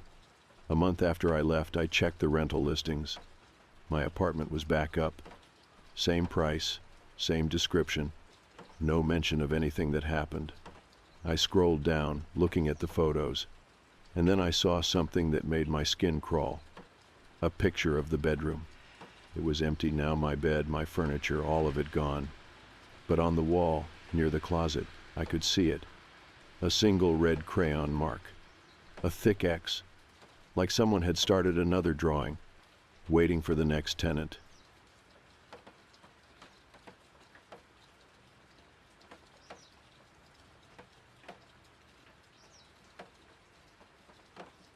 This probably sounds weird coming from a grown man, but I haven't really slept in a few nights. It started small, like it always does. Something you write off or joke about until it starts stacking up, until your gut tells you it's not nothing, and by then, it already feels too late. We moved into this house a little over a year ago, nothing fancy. Just a quiet place in a quiet neighborhood about 20 minutes outside the city. Decent yard, a tall wooden fence, nice neighbors who wave but don't ask questions. For the most part, it's been good to us. I work from home, my wife's a nurse, and we liked that the backyard had enough space for a small garden and maybe a dog one day. We never felt unsafe here. Until about a week ago. The first night, it was just a sound, a weird scratching at the back door. We figured it was an animal. We get raccoons sometimes, maybe a possum or something. I even turned on the porch light and went out there with a broom like an idiot, expecting to find one pawing at the screen. But there was nothing. No rustling in the bushes, no footprints, just silence. I went back inside, locked the door, and went to bed. Didn't think about it again until the next night. Same time, around 2 in the morning, we heard it again. My wife Mara sat up and asked, "Do you hear that?" I had been half asleep. But yeah, I did. That same faint scratching, not aggressive, but slow, repetitive. I got up again. This time I brought a flashlight. Still nothing in the yard. Just the sound of my own footsteps on the deck and the wind brushing through the trees. That should have been the end of it. 2 weird nights in a row, probably something small, harmless. We joked that we had a haunted raccoon, but even then, something was gnawing at me. That feeling you get when your instincts are trying to wake up and your brain keeps hitting snooze. Then came the third night. I was in the kitchen making a late sandwich. I'd been up working and I heard it again. Not scratching this time, just this sense, like something was out there. I walked over to the back door and flicked the light on. And that's when I saw him. There was a man standing in our backyard, not moving, just standing. He was tall, wearing dark clothes. His face wasn't visible, at least not clearly. He stood just past the edge of the deck, near the tree line. Close enough to see, far enough to be hidden in shadow. He didn't react when the light came on, didn't flinch when I pulled the curtain open. He just stood there. I backed away from the door slowly and called for Mara. When she came in and saw the look on my face, she didn't even ask. She followed me to the front door, and we called the police from the driveway. They showed up 10 minutes later, walked the yard, checked the street, nothing. No footprints, no sign anyone had been there. The officer said it was probably a drunk guy who wandered into the wrong yard, that it happens more than people think. But I knew what I saw. That man wasn't drunk. He wasn't lost. He was watching the house. The next morning we bought motion lights and a security camera, one of those cheap ones you can check on your phone. I put it facing the backyard just above the door. I figured if it happened again, we'd catch something on camera, get a face, a direction, something. That night we didn't hear anything, no scratching, no weird vibes. We both fell asleep early, exhausted from barely sleeping the night before. When I checked the camera the next morning, I expected it to be empty. But there was a clip. At 2:14 a.m., the motion sensor activated. The footage was grainy, but there was movement, a figure, blurry, the shape of a man walking through the yard. You couldn't make out his face. He passed the camera at an angle, barely in frame, then was gone. I showed it to Mara. We didn't say much, just stared at it, then at each other. I went out and checked the yard again. No footprints, no signs of entry. Fence still locked. I moved the camera higher and angled it better, added a second one near the corner of the house. I even put a stick in the sliding door track, just in case. We started double-checking every lock, every night, windows too. But it didn't stop. The following night, we didn't hear anything at all, but the camera triggered again. Same time, give or take a few minutes. Same blurry shape, same silent, slow pass across the yard. It became a pattern. Every night, just after 2 a.m., the camera would ping. We'd check it, and there he was, always just a little out of frame, always barely recognizable. It got to the point where we weren't sleeping. Mara started staying at work later, picking up extra shifts so she wouldn't have to come home until daylight. I couldn't blame her. There was this pressure building, like we were being watched constantly, like the house wasn't ours anymore. I checked the cameras in real time some nights. Saturday on the couch in the dark with my phone open, refreshing the feed over and over, trying to catch him. Sometimes I thought I saw him standing just at the edge of the yard, out of view, like he knew where the camera stopped. I started thinking maybe it was someone nearby, a neighbor, someone who could see the house from theirs, who knew our schedule. One night, I even walked the block, trying to catch anyone lingering, any movement behind curtains. Nothing. Then came the worst part. 2 nights ago, I woke up around 3 a.m. The house felt off, like the air inside was heavier than it should have been. I went to check the back door, just out of habit. It was open. Not all the way, just a few inches. The lock was still in place, but the door had been pushed open enough to catch a draft. I stood there for a long time, staring at the gap, my stomach in knots. Then I looked at the floor and saw something even worse. A single wet footprint. Just one. Right in front of the door. I didn't sleep the rest of the night. And when I checked the footage the next morning, it was blank. Nothing recorded between 1:58 and 3:12 a.m. Just static. That's when I realized this wasn't just some guy messing around. And I don't think he ever left.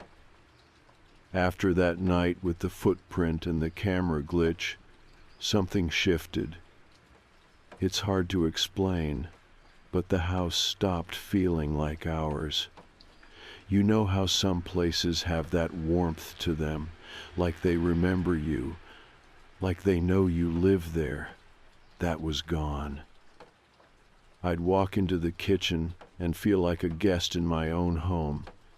Even the way light came in through the windows felt colder somehow, like the sun didn't bother trying anymore. Mara noticed it too. She didn't say it out loud, not right away, but I could tell.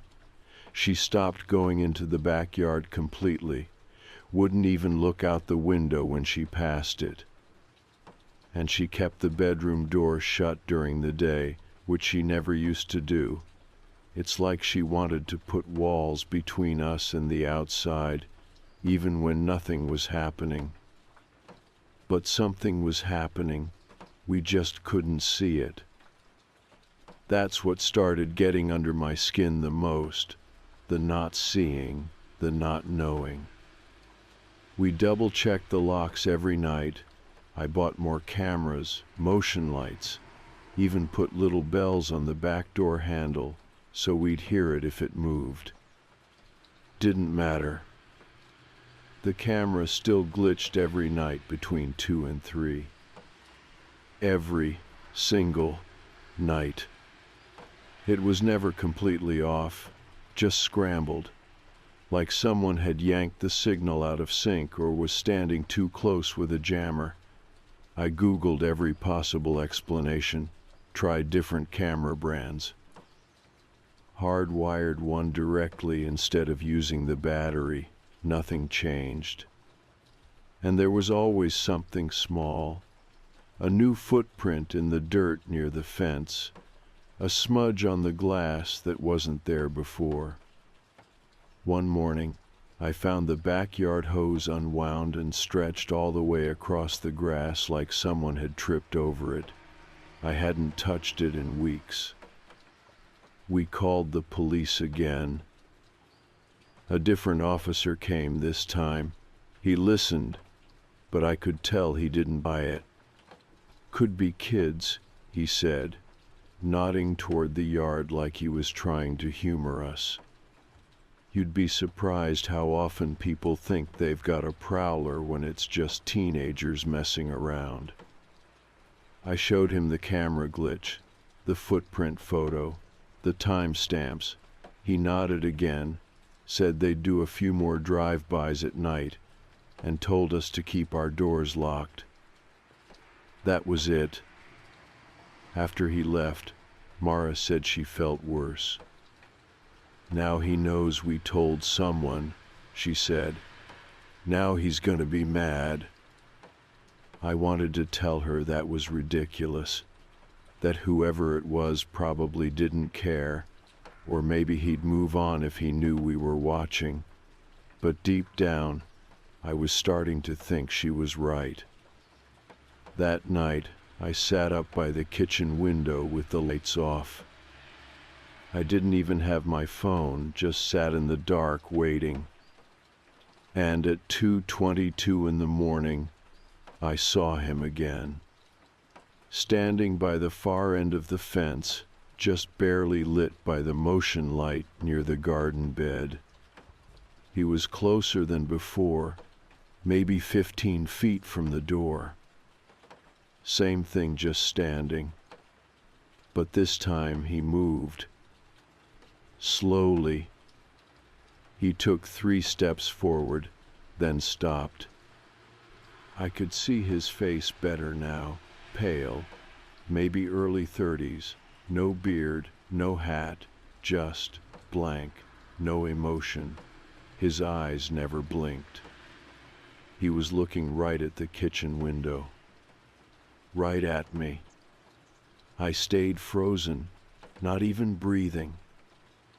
Then the motion light clicked off. Everything went dark. When I flicked the porch light back on, he was gone. No footsteps, no sound, just gone. I stayed up until sunrise that night. Mara came into the kitchen around 7, saw me at the table still in the same clothes, and sat down without a word. "I saw him," I said. She just nodded, like she'd been expecting it. We didn't talk much after that. It's like we both realized there was no one who could help us with this. Not the cops, not the neighbors, not security cameras or motion sensors or pepper spray. Whatever was happening, it was already inside our lives. Not physically, but mentally. We couldn't relax, couldn't focus, couldn't live the way we used to. That evening, Mara said something that made my stomach drop. "I think he's trying to wear us down." I looked at her. "What do you mean?" She rubbed her hands together the way she always did when she was anxious. "He's not trying to get in. Not really. He's just showing up, little by little, every night, getting closer, making us feel smaller." I didn't have an answer for that. Because she was right. I'd been thinking it too. The next day, I tried to get ahead of it. I took off work and walked door to door on our block. I asked every neighbor if they'd seen anything strange.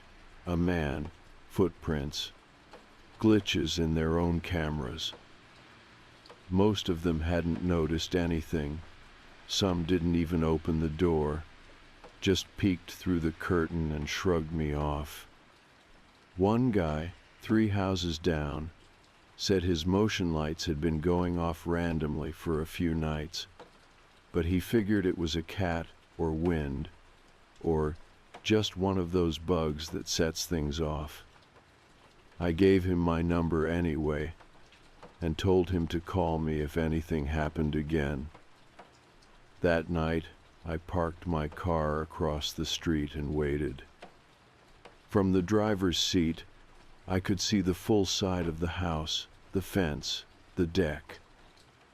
I had a flashlight on my lap, my phone recording, and a kitchen knife tucked under the seat.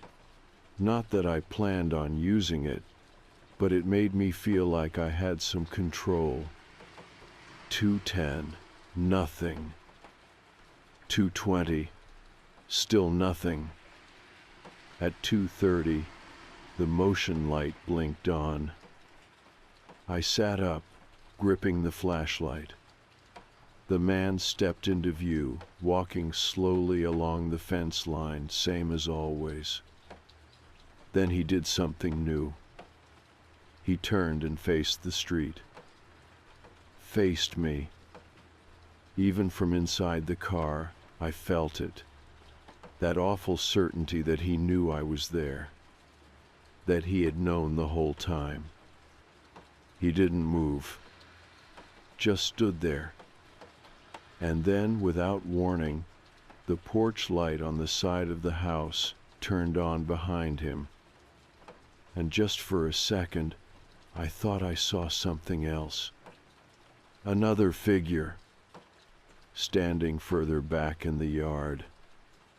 Smaller, barely visible. Then both lights went out. By the time I got out of the car and ran across the street, the yard was empty again. But when I checked the footage later, there was no motion trigger. Nothing recorded. The lights had turned on by themselves. And that night, for the first time, I started to wonder if it wasn't just one man out there. If maybe it never was. The hardest part isn't what's happening outside. It's what it's doing to us inside. Mara and I used to be close in the kind of quiet way you don't think about. Shared routines, small jokes, the way she'd hum when she brushed her teeth, how she'd always take the mug from the far left of the cupboard without thinking. Normal couple stuff, easy stuff. Now every moment we spend in this house feels like something's pressing in from the walls. We hardly talk. Not because we're angry, but because there's nothing left to say that isn't already in both of our heads. We don't sleep at the same time anymore. One of us is always up, keeping watch, checking the cameras, pretending we're still in control. The footage hasn't helped. It just makes things worse. Every night, right around 2, the cameras start to glitch again. Not all at once. One of them will drop for a second, then come back with a frame or two of movement. Then another will go black completely, as if something is blocking the lens, but when we check, there's nothing there. Then, always, there's a sound. Not scratching anymore. Now it's footsteps. Slow, steady ones on the deck. And once, just once, we both heard the sound of the sliding door handle jiggling. That's what really got to Mara. I think something about hearing him trying the door, like he wasn't just watching anymore, crossed a line for her. She stopped sleeping altogether after that. Just walks the hallway with her hoodie on, arms crossed, checking each room with this distant look like she's waiting for something to finally break through. I called my brother days ago. Told him we were having trouble with someone stalking the house. Didn't go into detail, just asked if we could stay with him and his wife for a few nights. He said sure, but when I told Mara, she shook her head. If we leave, she said, he wins. I didn't know what that meant at first, but I've been thinking about it. About how this has all been about fear, not breaking in, not stealing anything. Just making us feel smaller, more helpless, until we either give up or lose it. And I hate that it's working. Last night, I stayed in the living room, left the lights off, and kept the curtains open just enough to see out. I was drinking cold coffee, trying to keep myself alert, even though I'd barely slept the night before. At 2:18, the garden motion light flicked on. Same spot, same pattern.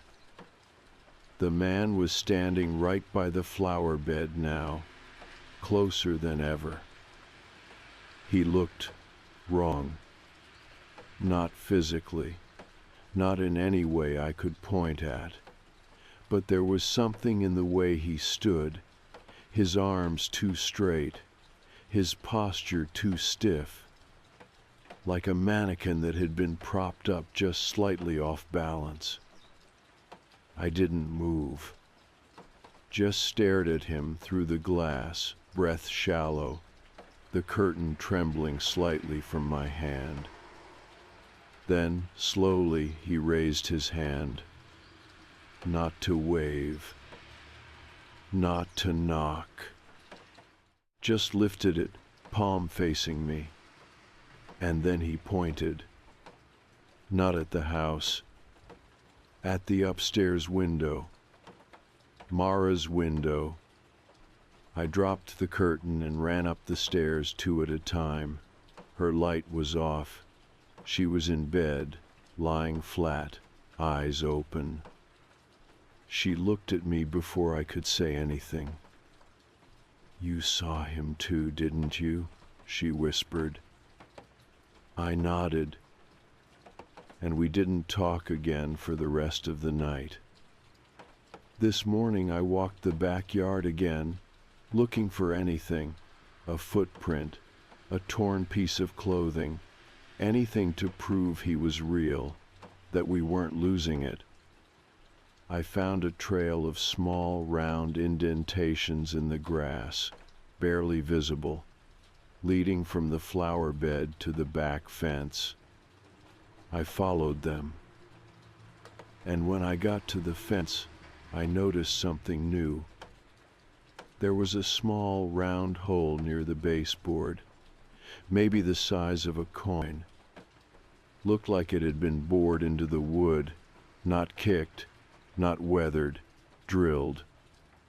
I crouched down to look closer, and on the other side, I saw an eye. Just for a second, blinking, watching me. I stumbled backward so fast I landed on my side.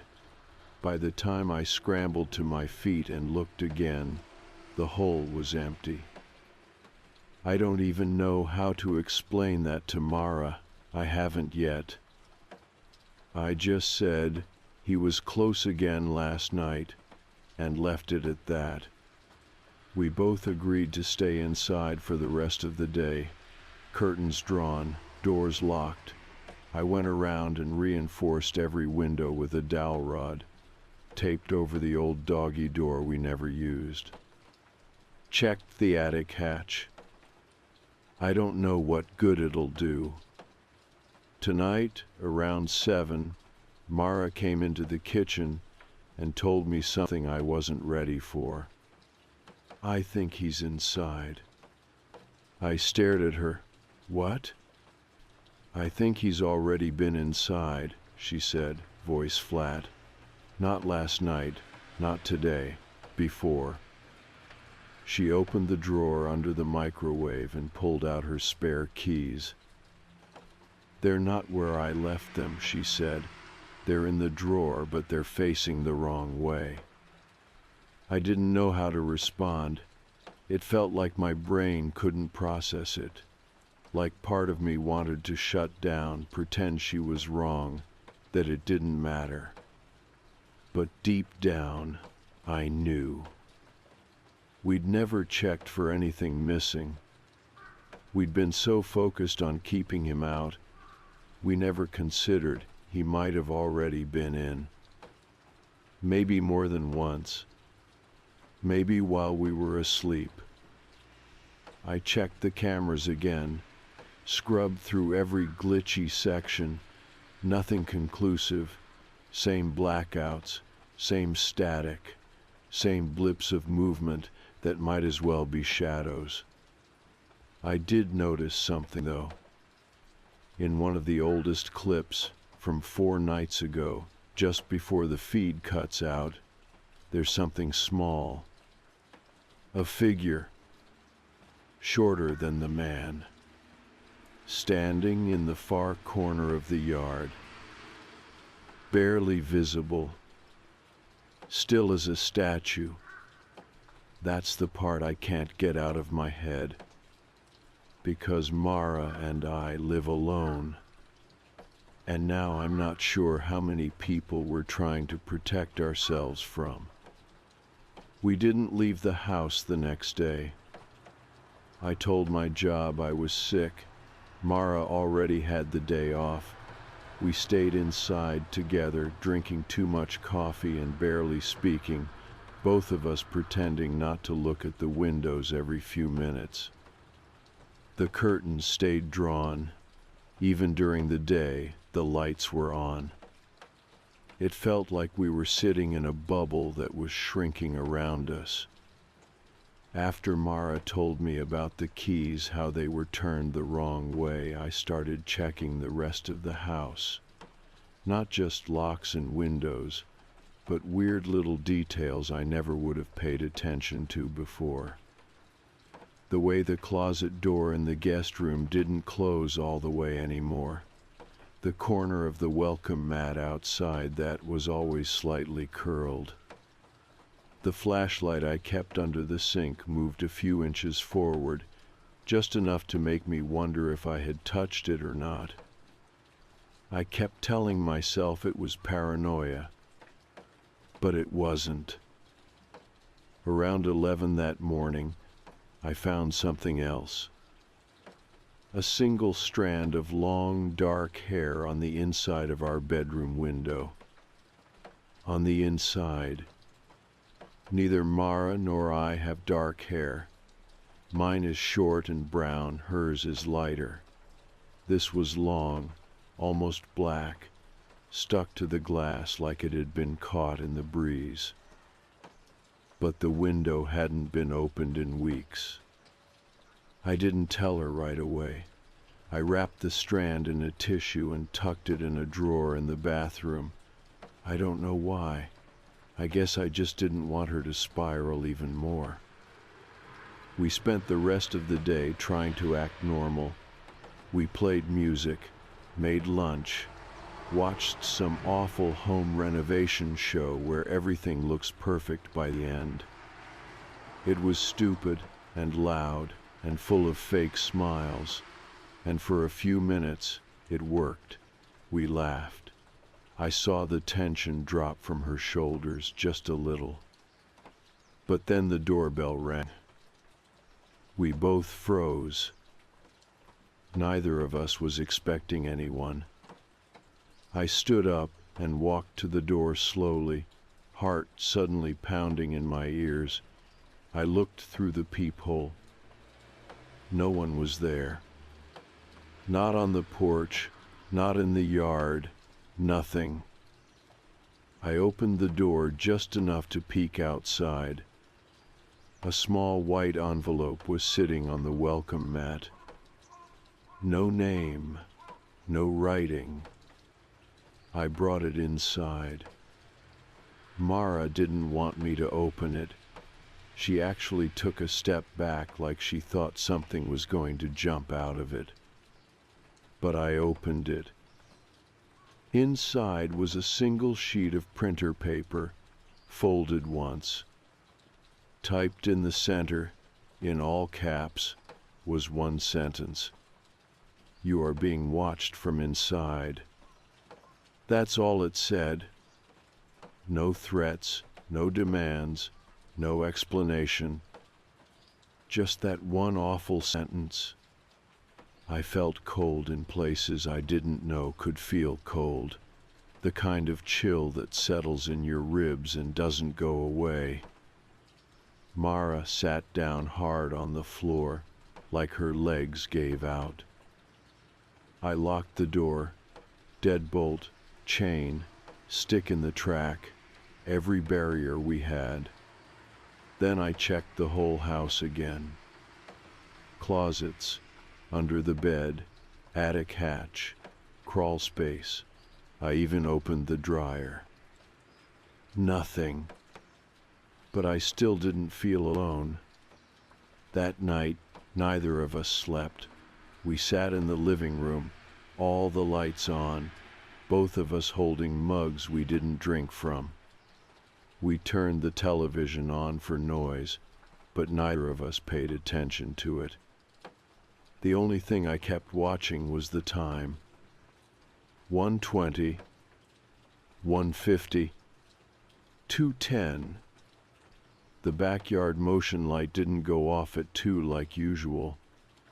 We waited, holding our breath. 2:20 passed. Then 2:30. Nothing. For a second, I felt a flicker of hope. Maybe it was over. Maybe whoever it was finally got bored or moved on. At 2:43, the light in the hallway flickered once, then again, then it went out. We didn't move. The rest of the house was silent. No footsteps, no sounds from outside. Just that light. I stood up slowly and looked down the hallway. Dark, still, but I noticed something strange. The light wasn't off.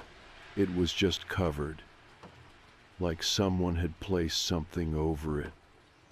I started walking, careful not to make noise. As I got closer, I could see it more clearly. A dark cloth draped over the hallway bulb, thin enough to let some light through, but thick enough to dim everything. I reached up and pulled it off. It was a t-shirt. Not mine, not Mara's. Just some random, worn-looking black shirt. I held it in both hands, heart racing, stomach twisting. And that's when I heard it. A soft creak. From the guest room. Mara was still in the living room. I looked back at her. She nodded once. I walked to the guest room door, which was already cracked open. I pushed it slowly. The room looked empty, same as always.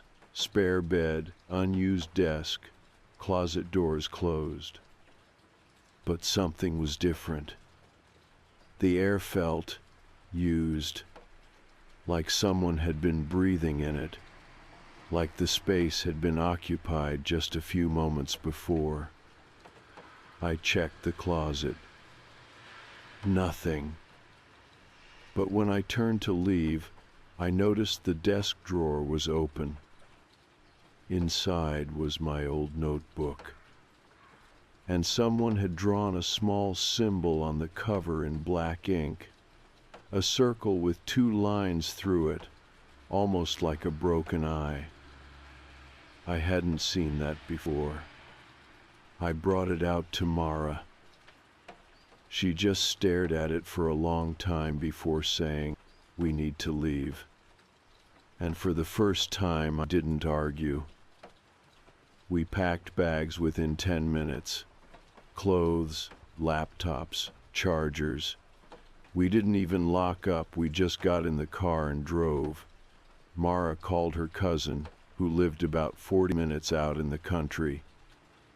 Said we were coming, didn't explain why. She didn't ask.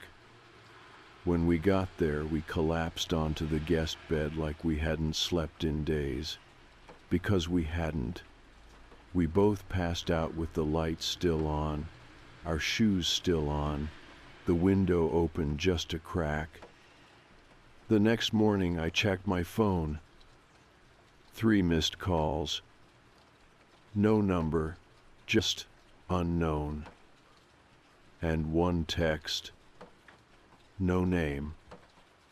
Just the same broken eye symbol. And the words, "You left too late." I stared at the text on my phone for what felt like minutes, maybe longer. The same strange symbol, that broken eye, and those 4 words. You left too late. I didn't show Mara right away. She'd finally gotten a few hours of sleep, curled up under her cousin's guest blanket, the tension finally gone from her face. I just sat at the edge of the bed and tried to breathe normally, tried to remind myself that we were far away now, that the doors here had different locks, that the view from the windows was of open fields, not fences and shadows. But it didn't matter. He had followed us. Or maybe he'd never needed to. That was the part I still didn't understand, how someone could slip into our lives so easily, so quietly, how he could turn our own home against us without ever making a sound. Mara woke up around 10. She looked better, a little disoriented but more herself than I'd seen her in days. She went straight to the shower while I made coffee in the tiny kitchen. Her cousin had left early for work, so the house was quiet except for the birds outside and the occasional creak of old floorboards. I kept thinking about that t-shirt, the one over the hallway light, how he must have been inside the house with us, even while we were awake, how close he must have been. That was the part I couldn't shake, not what he wanted, but how much access he'd already had. I didn't tell Mara about the text until later that afternoon.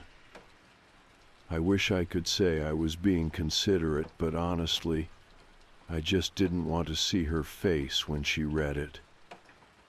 When I finally showed her, she went quiet, not shocked, not scared even, just tired.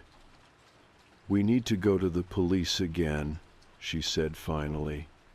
"And this time, we don't leave until someone listens." So that's what we did. We drove to the county station closest to her cousin's house and filed a full report. We showed them everything: the camera footage, the glitch logs, the footprint photos, the envelope with the typed note, even the strange notebook symbol. To their credit, they took it seriously. An officer named Sanders asked us to walk him through everything step by step. He didn't interrupt, didn't roll his eyes or make jokes about pranksters or wildlife. He just wrote everything down and asked clear, calm questions. At the end of it, he said something I'll never forget. "You're not the first people to report something like this." I blinked. Like what? A stalker? He looked at us carefully. Not exactly. He told us that over the past year, there had been a handful of reports in surrounding counties, all different people, different towns, but always the same pattern: a man seen outside at night.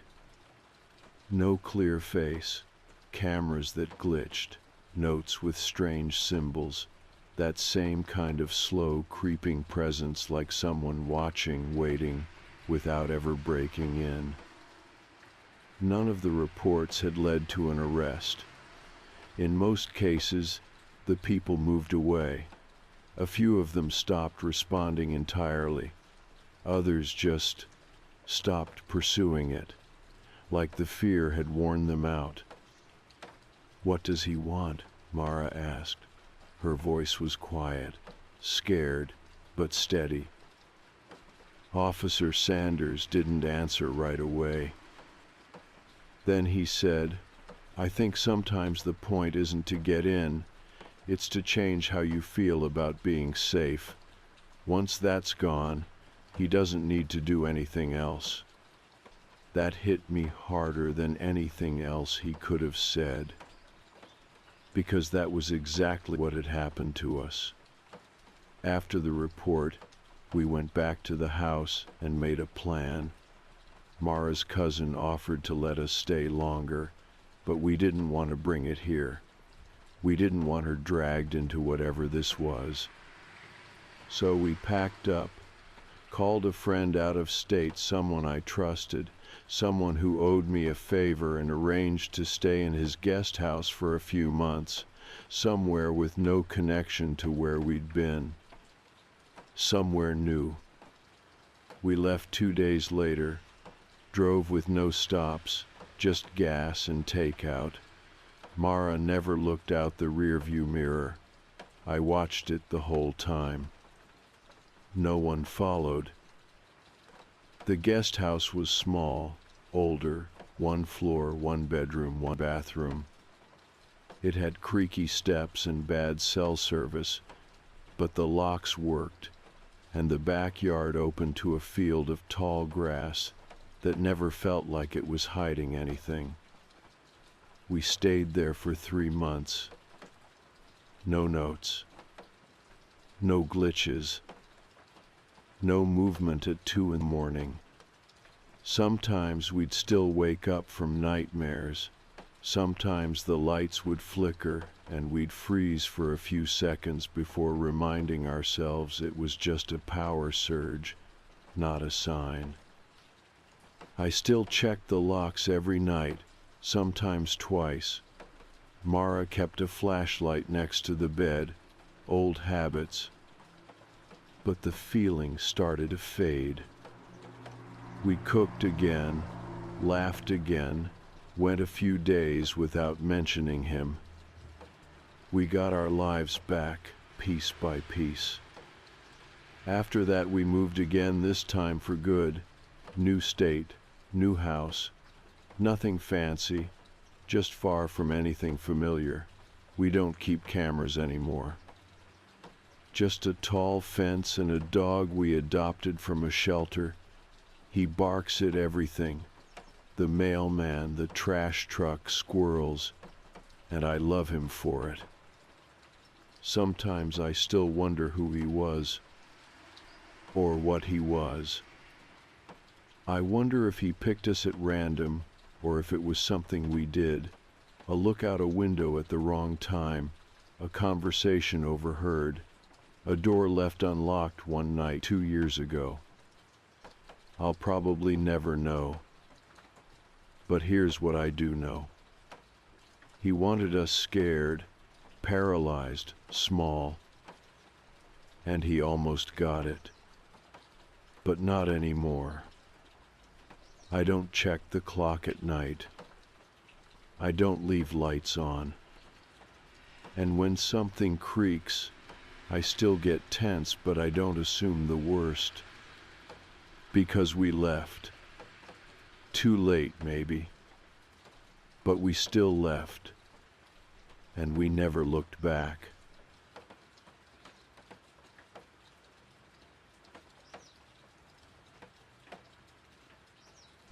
It was a chilly Wednesday evening in early November, and the sun had already set by the time I finished my shift.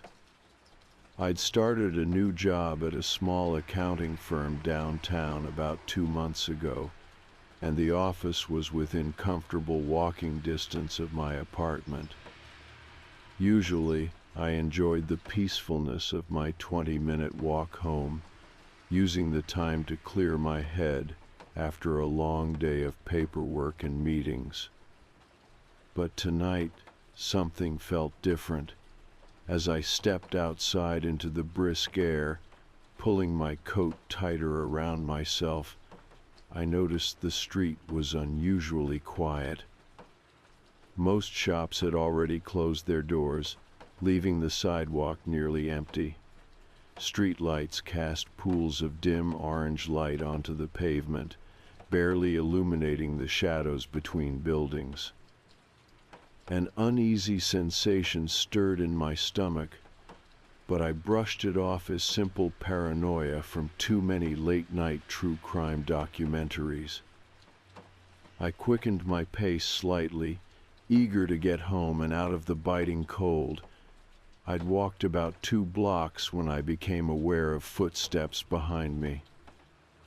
At first, I didn't pay much attention, assuming someone else was just heading in the same direction. But after several minutes, the footsteps remained consistently behind me, never speeding up, never slowing down, keeping pace precisely with my own. Curiosity quickly turned into unease.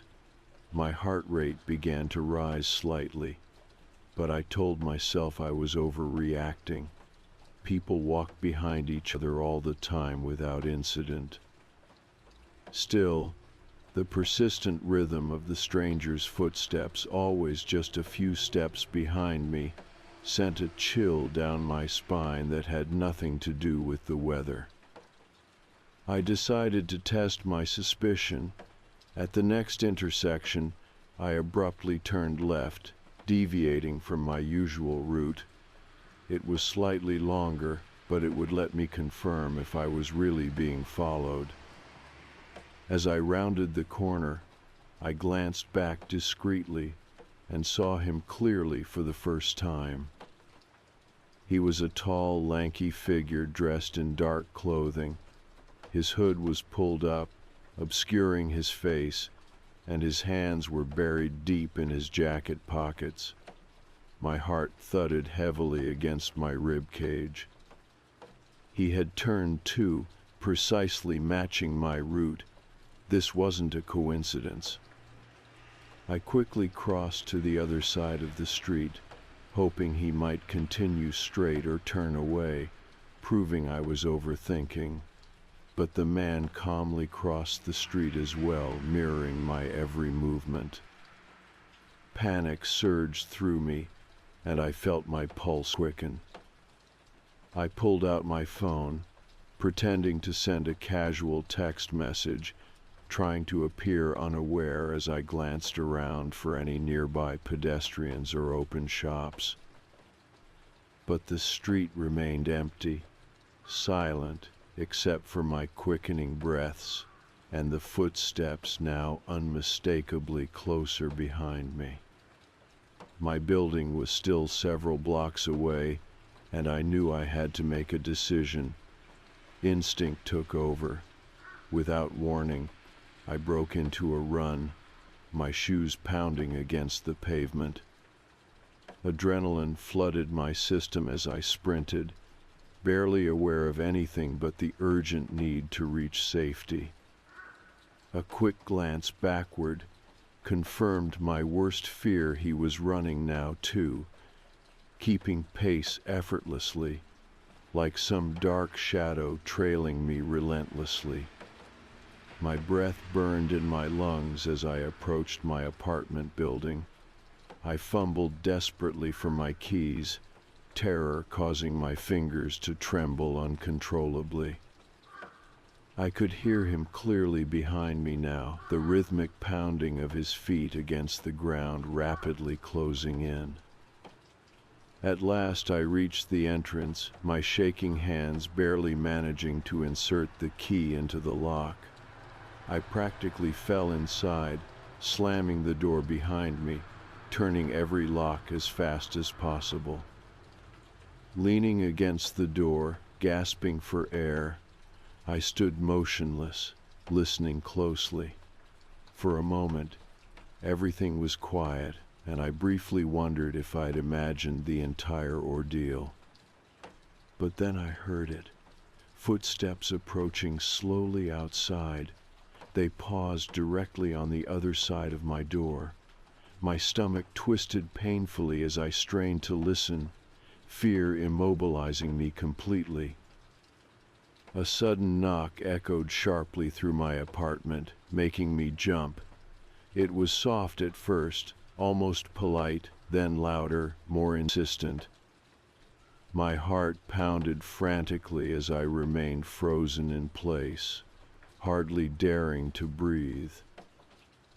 His voice came next quiet, calm, but deeply unsettling. "I know you're in there." His tone wasn't angry or threatening. It was calm, controlled, almost conversational. But somehow that made it even more terrifying. My thoughts raced as panic threatened to overwhelm me. I carefully backed away from the door, nearly stumbling over my feet as I reached for my phone again, frantically dialing 911. The dispatcher answered quickly, and I struggled to keep my voice quiet and steady, whispering urgently into the phone. "There's a man outside my apartment. He followed me home. He's at my door right now." The dispatcher remained calm, reassuring me that police officers were already en route. "Stay on the line," she instructed gently. "Don't open your door for any reason." I crouched near the hallway closet, hidden partially from view, trembling uncontrollably as I listened for any sound of movement outside. The seconds felt impossibly long. Silence stretched on painfully, the man no longer knocking, no longer speaking. It was almost worse wondering if he'd left, or if he was simply waiting patiently. Minutes later, flashing blue lights illuminated the room through my blinds. Relief surged through me as I heard muffled voices outside. A knock sounded again, this time louder, more authoritative. "Police, open up." I rushed forward, checking through the peephole first, seeing two uniformed officers standing outside. With shaking hands, I quickly unlocked and opened the door, nearly collapsing with relief. "Are you okay, ma'am?" one officer asked gently as they stepped inside. "Two don't know," I stammered, looking past them into the empty hallway. "He was right here. Did you see him?" The officers shook their heads, glancing toward each other briefly. "We didn't see anyone outside. He may have left before we arrived. Can you describe him?" I recounted every detail I could remember: the dark hoodie, his height, how he matched my pace exactly. They took notes carefully, assuring me they'd patrol the area thoroughly. After ensuring my apartment was secure, they advised me to lock everything and promised they'd increase patrols around my building. They handed me a card with a number to call if anything else happened. Once they left, I locked every lock again, drew the curtains tightly, and sat alone on my couch, too terrified to sleep. Questions filled my mind relentlessly. Who was that man? Why had he followed me? And why had he knocked on my door with such disturbing calmness? I didn't have answers. All I knew for certain was that he'd found me once, and I couldn't shake the chilling thought that he might return again, waiting patiently in the shadows until the police were gone and I was alone once more. I didn't sleep at all that night. Every small noise in the apartment set my nerves on edge: a distant car horn, the creak of floorboards settling. Even my own breathing seemed disturbingly loud.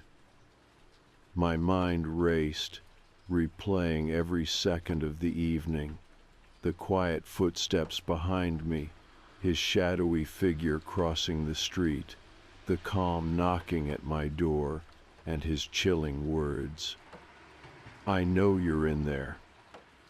By morning, exhaustion had worn me down. Sunlight spilled through the gaps in my curtains, offering little comfort. I called my boss, explaining vaguely that I wasn't feeling well. She understood immediately. My voice must have betrayed the fear I was trying so hard to conceal. After hanging up, I sat in silence, realizing I couldn't hide forever. Detective Davis, one of the officers assigned to follow up on my case, visited later that morning. He was a serious, middle-aged man with gentle eyes that seemed genuinely concerned. We sat at my kitchen table as he asked me detailed questions about the previous night, taking careful notes and listening patiently as I recounted the terrifying events again. "We checked security cameras nearby," he explained after I finished speaking. "Unfortunately, the footage is limited and doesn't clearly show his face. He was very careful." Frustration gnawed at me. "So he's still out there, free to come back?" Davis nodded sympathetically. "We're increasing patrols and following up on any leads we have. In the meantime, please stay vigilant. We'll find him." After Davis left, I paced around my small apartment, unable to shake the paranoia. Every noise sent a fresh surge of anxiety through me. Eventually, I made myself busy double-checking every window, installing additional locks, and even ordering security cameras online, determined to protect myself. In the days that followed, life became tense and isolating. I found myself constantly looking over my shoulder, paranoid whenever I ventured outside. Even a simple walk to the grocery store filled me with dread. I took different routes every day, sometimes doubling back or making unnecessary turns, just to be certain I wasn't being followed. Yet, despite my precautions, I never felt truly safe. Then, exactly 1 week after the first incident, I received a package at my doorstep. It was a plain brown box with no return address or identifying labels, only my name handwritten neatly across the top. A cold sense of dread pooled in my stomach. Carefully, I carried it inside and placed it on my kitchen counter. My hands shook as I cautiously opened the box, heart racing uncontrollably. Inside, wrapped in tissue paper, was a single photographer-candid picture taken from across the street. My stomach turned violently. It was an image of me, unaware and distracted, walking home from work just days earlier. Panic rose inside me again. He'd been watching me all along, even after the police got involved.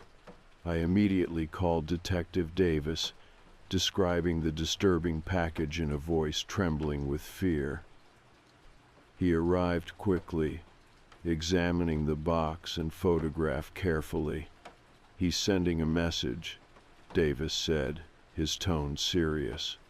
"He's letting you know he's still watching." "I can't live like this," I whispered, feeling completely trapped. "He's controlling every aspect of my life." Davis offered reassurance, promising they'd intensify their investigation, and took the box and photo as evidence. Yet his promises did little to ease my fears. Days turned into weeks, and the stalker's silence became deafening. Every quiet evening was agonizing, every shadow on the street a potential threat. Sleep became nearly impossible, and my health suffered. Friends offered help, but I distanced myself, afraid they'd become targets too. Just when I'd begun to believe he might finally leave me alone, another incident shattered that hope. One evening as I arrived home, I found my apartment door slightly ajar. Instantly, my blood turned to ice. I stepped back, shaking, and called 911 immediately. Police arrived within minutes, carefully entering and clearing my apartment room by room. Detective Davis arrived shortly after, his expression grim. "He's escalating," Davis explained gently. "Breaking in is a serious escalation of behavior." Inside, the apartment was disturbingly untouched. Nothing was missing or disturbed, except for one unsettling detail: a handwritten note placed neatly on my pillow with 4 simple words. "You can't hide forever." I broke down, overwhelmed by fear and exhaustion. Davis stood beside me, quietly supportive. "We won't let him hurt you," he promised firmly. "But for now, it's safest for you to stay elsewhere." Reluctantly, I packed a bag and moved temporarily to a hotel recommended by Davis, under police supervision. The room was anonymous and secure, yet the fear remained, deeply rooted in my mind. Each night in the unfamiliar hotel bed, I lay awake, replaying the stalker's actions, haunted by questions. Who was he? What had I done to attract his attention? One afternoon, Detective Davis called again, his tone cautiously optimistic. "We found something," he said carefully. "A security camera captured him entering your apartment building. We finally have a clear image of his face." Hope surged through me for the first time in weeks. "Do you know who he is?" "Not yet," Davis admitted, "but we're running the image through databases and circulating it widely. Someone will recognize him." 2 days later, I was sitting alone in my hotel room when Davis called urgently. "We got him," he said quickly. "His name is Mark Collins. He has a record for similar harassment cases out of state.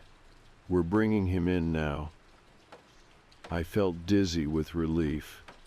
Mark Collins, just a name, but it changed everything. Knowing his identity made him less mysterious, less powerful. Still, the idea he'd targeted others before unsettled me deeply. Later that evening, Davis visited me personally at the hotel. "He's in custody and cooperating," Davis reassured me, clearly relieved himself. "Apparently, he'd become fixated on you weeks ago after spotting you walking home. He claimed he only wanted your attention, but we know better. He's being charged with harassment and stalking. Given his history, he'll likely face significant jail time." I exhaled shakily, the weight of weeks of terror slowly lifting. "Am I really safe now?" Davis smiled gently, understanding my fear. "He won't harm you again, but recovery might take time. You'll need to heal emotionally. We're here if you need anything." The days afterward felt strange. Gradually, I returned to my apartment, installing additional security, and still cautious when I walked home. Slowly, though, life began feeling normal again. The paranoia faded slightly, replaced by a fragile sense of safety. A month later, I attended Mark Collins's court hearing. Seeing him face to face was difficult, yet empowering. He avoided eye contact, no longer mysterious or threatening. He pleaded guilty, receiving a prison sentence and strict orders never to contact or approach me again. As I left the courtroom, Detective Davis approached me, offering a comforting smile. "You did the right thing," he said warmly. "Your courage stopped him. You survived this, and you'll heal." His words resonated deeply. I knew fear would linger for a while, and my sense of safety would take time to rebuild completely. But finally, after weeks of fear, anxiety, and torment, I felt a small spark of hope. Walking home afterward, the world around me felt brighter, more open, less threatening. For the first time since that terrifying night, I felt genuinely safe. The man who had followed me home had been captured, exposed, and held accountable. He no longer had power over me. Finally, I was free. Over the next several months, I slowly reclaimed my life. Returning to a normal routine wasn't easy at first. Every evening when I walked home, my heart still skipped a beat if someone walked too closely behind me. Every knock at my door sent a ripple of anxiety through my body. But gradually, with each passing day, I felt stronger. Mark Collins was behind bars, serving his sentence, and Detective Davis continued to check in occasionally, reminding me I was safe. Still, I decided to make some significant changes. I moved from the apartment I'd once loved, knowing that staying there was only keeping the memories fresh. My new place was brighter, more secure, and closer to friends and family. My boss was understanding, allowing me to adjust my work schedule so I wouldn't have to walk home alone in the dark. Everything seemed set for me to finally feel safe and comfortable again. Yet despite my progress, I couldn't shake the uneasy feeling that had settled deep within me. One afternoon, as I organized boxes in my new apartment, I stumbled across the photograph Mark Collins had sent me, the image of myself he'd captured secretly from afar. I froze, the fear returning instantly. It felt invasive and raw, a reminder of how vulnerable I'd been. Determined to move forward, I contacted Detective Davis and asked what I should do with it. He suggested I bring it to the station, assuring me they'd dispose of it safely and properly.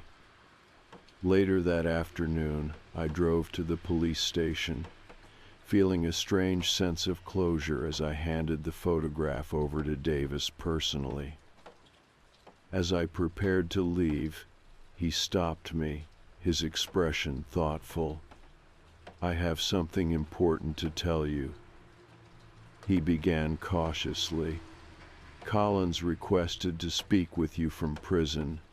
I strongly advised against it, but legally, I have to inform you." My stomach tightened, dread returning. "Why would he want that?" I asked nervously. Davis shook his head gently. "He claims he wants to apologize, offer an explanation for his actions, but it's entirely up to you whether to accept." I took a deep breath, conflicted. On one hand, the idea terrified me. On the other, it might offer the final closure I needed. "Do you think it's safe?" I asked carefully. "He can't harm you," Davis assured firmly. "He'll remain securely behind glass, with guards nearby. But emotionally, it's your call." After several days of consideration and discussing it with close friends, I decided to face him one final time. Davis arranged everything carefully, ensuring my safety and comfort throughout the process. On the day of the visit, nerves overwhelmed me. I felt shaky as I entered the visitation room, heart hammering in my chest. He sat behind thick glass, looking far less threatening in prison clothes. His expression was tired, distant, nothing like the mysterious figure who once terrified me. As I took a seat, I saw something I hadn't expected in his eyes, genuine remorse. "I'm sorry," he began softly, his voice heavy with regret. "I know it means little after what I've put you through, but I truly am." I took a steadying breath, struggling to control my emotions. "Why did you do it?" I asked, my voice firm but quiet. "Why target me?" He hesitated, looking away briefly, embarrassed. "I saw you one day walking home. You seemed kind, confident, independent, everything I wasn't. I admired that at first, but my fascination quickly turned into something unhealthy. I wanted your attention, wanted to feel important. I was wrong." His confession left me unsettled, but strangely relieved. It confirmed what I'd suspected all along, that it wasn't anything I'd done wrong. It was his own twisted obsession that had caused the situation. "You terrified me," I replied calmly, holding back tears.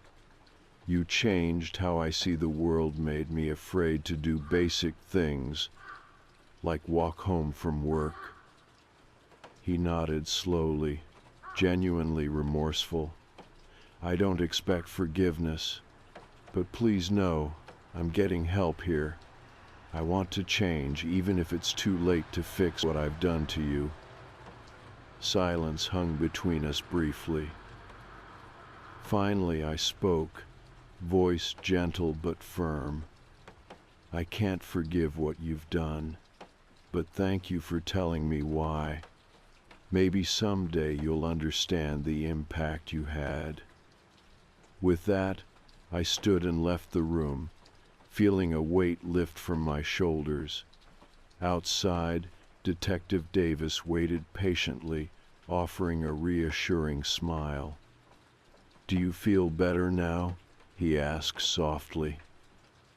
"I do," I admitted truthfully. It helped hearing him admit he was wrong. It gave me closure. After that meeting, life gradually returned to something resembling normalcy. I continued my career, becoming successful enough to afford extra security measures, mostly for peace of mind rather than actual fear. I spoke openly about my experience, connecting with other survivors, and advocating for stronger laws protecting stalking victims. Months turned into years. Eventually, Mark Collins was released on probation, ordered by the court to live far from me and strictly monitored. Davis informed me personally, ensuring I understood all protective measures remained in place. Surprisingly, I felt no fear hearing the news. I'd grown stronger over the years, realizing my safety wasn't defined by Collins but by my own resilience. I'd survived something terrifying, and it hadn't broken me.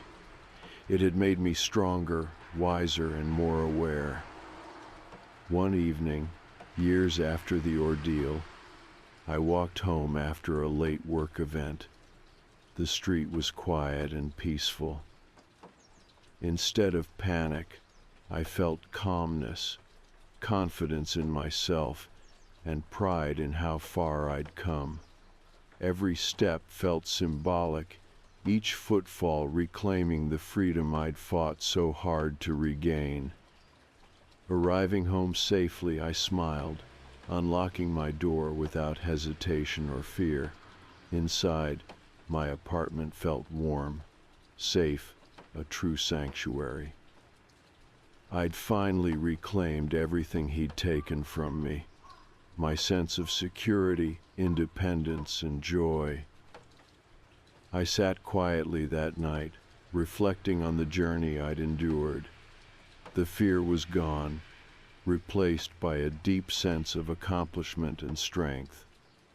Collins had once followed me home, filling my life with dread, but ultimately I had survived. I'd taken back control, refusing to let his actions define my life. I understood now that survival wasn't just escaping harm, it was moving forward, healing, and using my experiences to help others feel less alone. And for me, that meant more than anything else. As I went to bed that night, feeling truly at peace, I knew one thing with absolute certainty.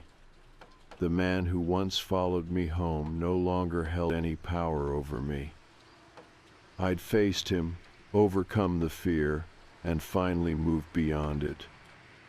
And now, at long last, I was genuinely free.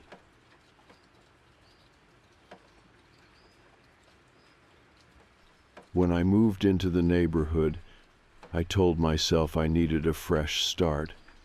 My lease had ended, my job went remote, and I was finally free to live wherever I wanted.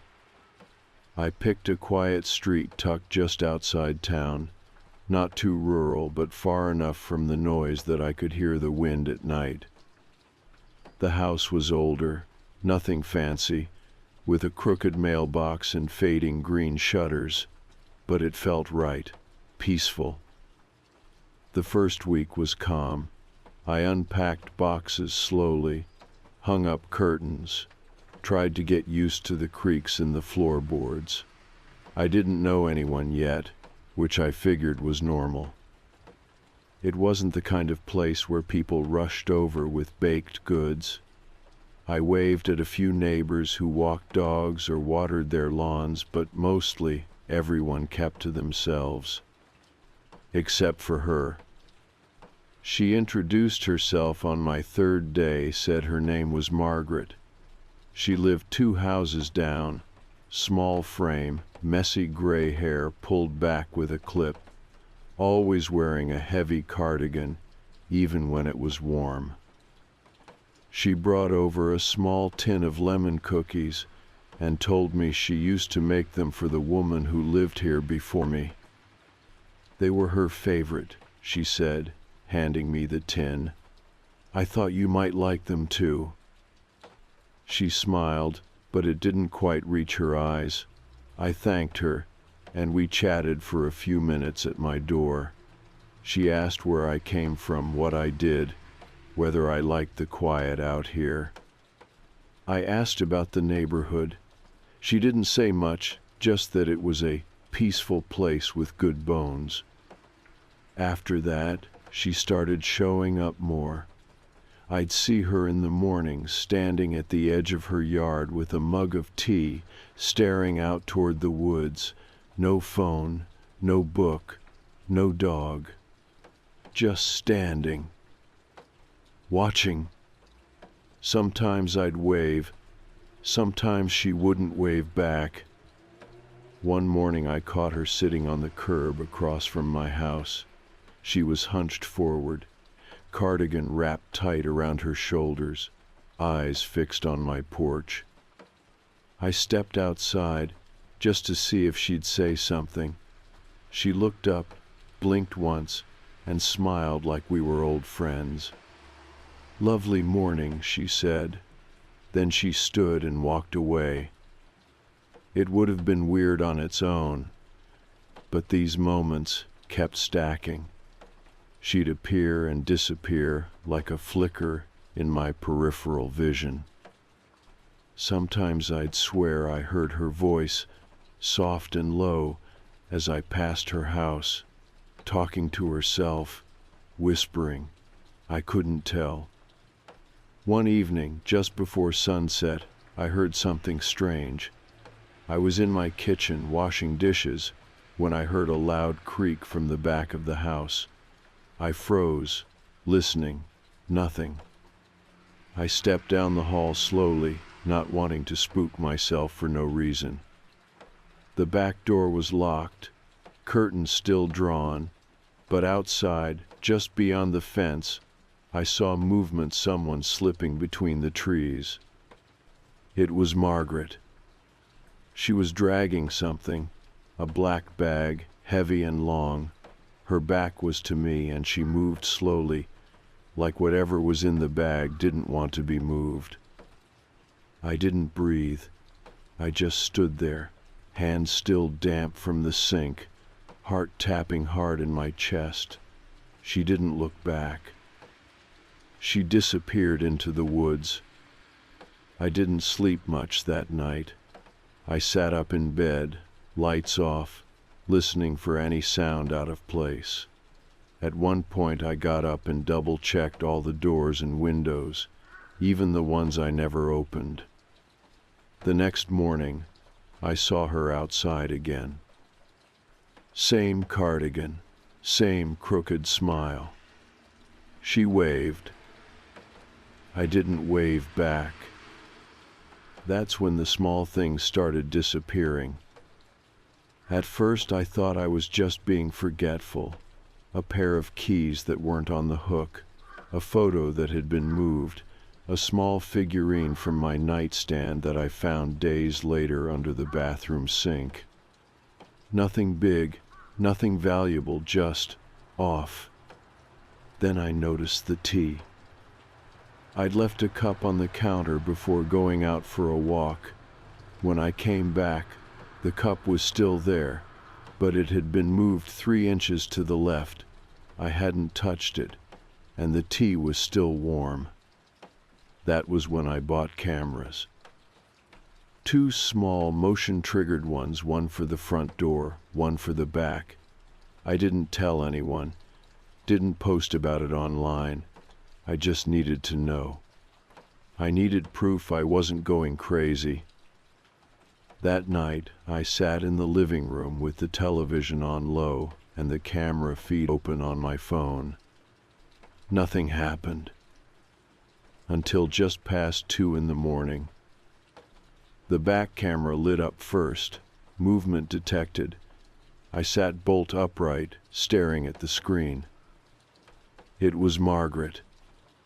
She was standing just beyond the porch light, arms at her sides, head tilted slightly like she was trying to hear something inside. She stayed there for maybe 30 seconds. Then she turned and left, slowly, like she knew I was watching. I checked the door, still locked. The next day, I walked to her house. I wasn't sure what I was going to say. Part of me just needed to see her up close, maybe catch some sign of guilt. But when I knocked on the door, no one answered. I knocked again. Then again. Still nothing. Her mailbox was empty. The porch looked dusty, curtains drawn, no sound. I walked back home feeling something I hadn't let myself feel since moving in. Fear. That afternoon I went to ask one of the other neighbors, the woman who lived across the street. I kept it casual, asked how long Margaret had lived there. She looked at me like I was speaking a different language. Who? Margaret, 2 houses down. She said she's lived here a while. The woman frowned. That house has been empty for years. My stomach dropped. No, that's not possible. She brought me cookies. She was just outside yesterday. The woman shook her head. You sure you're not thinking of someone else? I didn't answer. I just stood there, nodding like I agreed, but my hands had gone cold. When I got back home, I pulled up the camera footage again, watched the clip from the night before. She was there, standing at the edge of the porch, watching. But when I checked the footage from the front camera, nothing. No one had ever arrived. No one had ever left. And when I checked the earlier days, no footage, no trace of her ever walking by, no record of her knocking on my door, no video of her dropping off those cookies. It was like she had never existed. But I still had the tin. And inside it, 1 lemon cookie left. Still fresh, still soft. And the smell? It wasn't lemon anymore. It was something else entirely. I didn't eat the last cookie. I threw it away, but even that felt strange, like it didn't want to be tossed out. I stood over the trash can with my hand hovering for a few seconds longer than I meant to, staring at it. The smell had changed. That much I know. At first it was lemon, crisp and light, like fresh zest. But that morning it had a heavy, sour note, like something had turned inside it. Not spoiled, just wrong. After dropping the tin into the garbage, I washed my hands 3 times. I couldn't stop thinking about what the woman across the street said, that the house Margaret lived in had been empty for years, that no one by that name lived there. I kept walking by it on purpose, hoping to catch a glimpse of her again, a curtain pulled back, a light left on, but the windows stayed dark. The porch looked dustier every time I passed it. Like no one had touched anything in weeks. Even the mailbox hadn't moved. And yet, I had seen her. I had talked to her. She brought cookies. She smiled. She stood at the edge of my yard for hours. I started questioning myself. I checked the video footage again, frame by frame. Margaret's figure was still there, standing at the edge of the porch, motionless. The porch light created just enough of a halo to catch her outline, but her face was turned away from the camera. When I tried zooming in, the image blurred into pixels, no defining features. No eyes or mouth, just the vague shape of a woman who wasn't supposed to exist. That day, I drove to the hardware store and bought extra locks. By nightfall, I had secured both doors with interior bolts. I even put a bar under the back doorknob, the kind meant for hotel rooms. I didn't care if it was overkill. Something had changed, and I didn't feel safe anymore. The house didn't feel like mine. I started hearing things. At first it was small, a tap on the window, a creak in the hallway, a soft shuffling sound near the vents. The kind of things you can brush off if you try hard enough. But then I started waking up with the covers folded down, not kicked off, not tossed to the side, folded neatly, as if someone had pulled them back carefully while I slept. Once, I found a hair on my pillow. Gray, long, curled slightly at the end. I don't have gray hair. The police were no help. I didn't even know what I was reporting. A neighbor that no one remembers who might be breaking into my house to move my blankets and leave hair behind. They'd laugh me off the phone. So I said nothing. I told no one. The only person I considered talking to was the mailman. He was quiet but friendly, usually passing through around 11 each morning. That day, I caught him as he was walking up the street. "Hey," I said, trying to sound casual. "Do you happen to know who lives in that house?" I pointed to Margaret's. He looked over, tilted his head. "Hasn't been occupied since I started this route. Maybe 10 years. Place is still listed as vacant far as I know." "You're sure?" I asked. "Pretty sure. Never had a delivery there." I nodded. "Right. Okay. Just curious." I didn't ask anything else. That night I dreamed I was standing in my living room with all the lights off. Something moved past the windows. I tried to look, but my body wouldn't turn. I could only stare straight ahead. There was a knocking sound, soft, like fingertips on glass, and then I felt someone breathing on the back of my neck. When I woke up, I was sitting on the couch. Lights on. Television off. It was 3:12 in the morning, and the front door was unlocked. I never leave it unlocked. That was the night I called a locksmith. The next day, I had them change every lock in the house. I didn't mention why. Just paid the bill, nodded, and double-checked everything myself once they left. I even installed a door chime on the back entrance, the kind that dings when the door opens, no matter how quietly. I needed proof, something real, something solid. That afternoon, I went into Margaret's backyard. It felt like a stupid idea, even while I was doing it, but part of me needed to know, was she ever really there? Had I made her up? Was I losing it? The grass was overgrown, tangled around a few old paving stones. The porch steps were sagging, the paint peeling back in strips. I walked around to the side, trying to look through the windows. All of them were covered. One of them had tape across the inside, crisscrossed, like it had been reinforced against something, or sealed.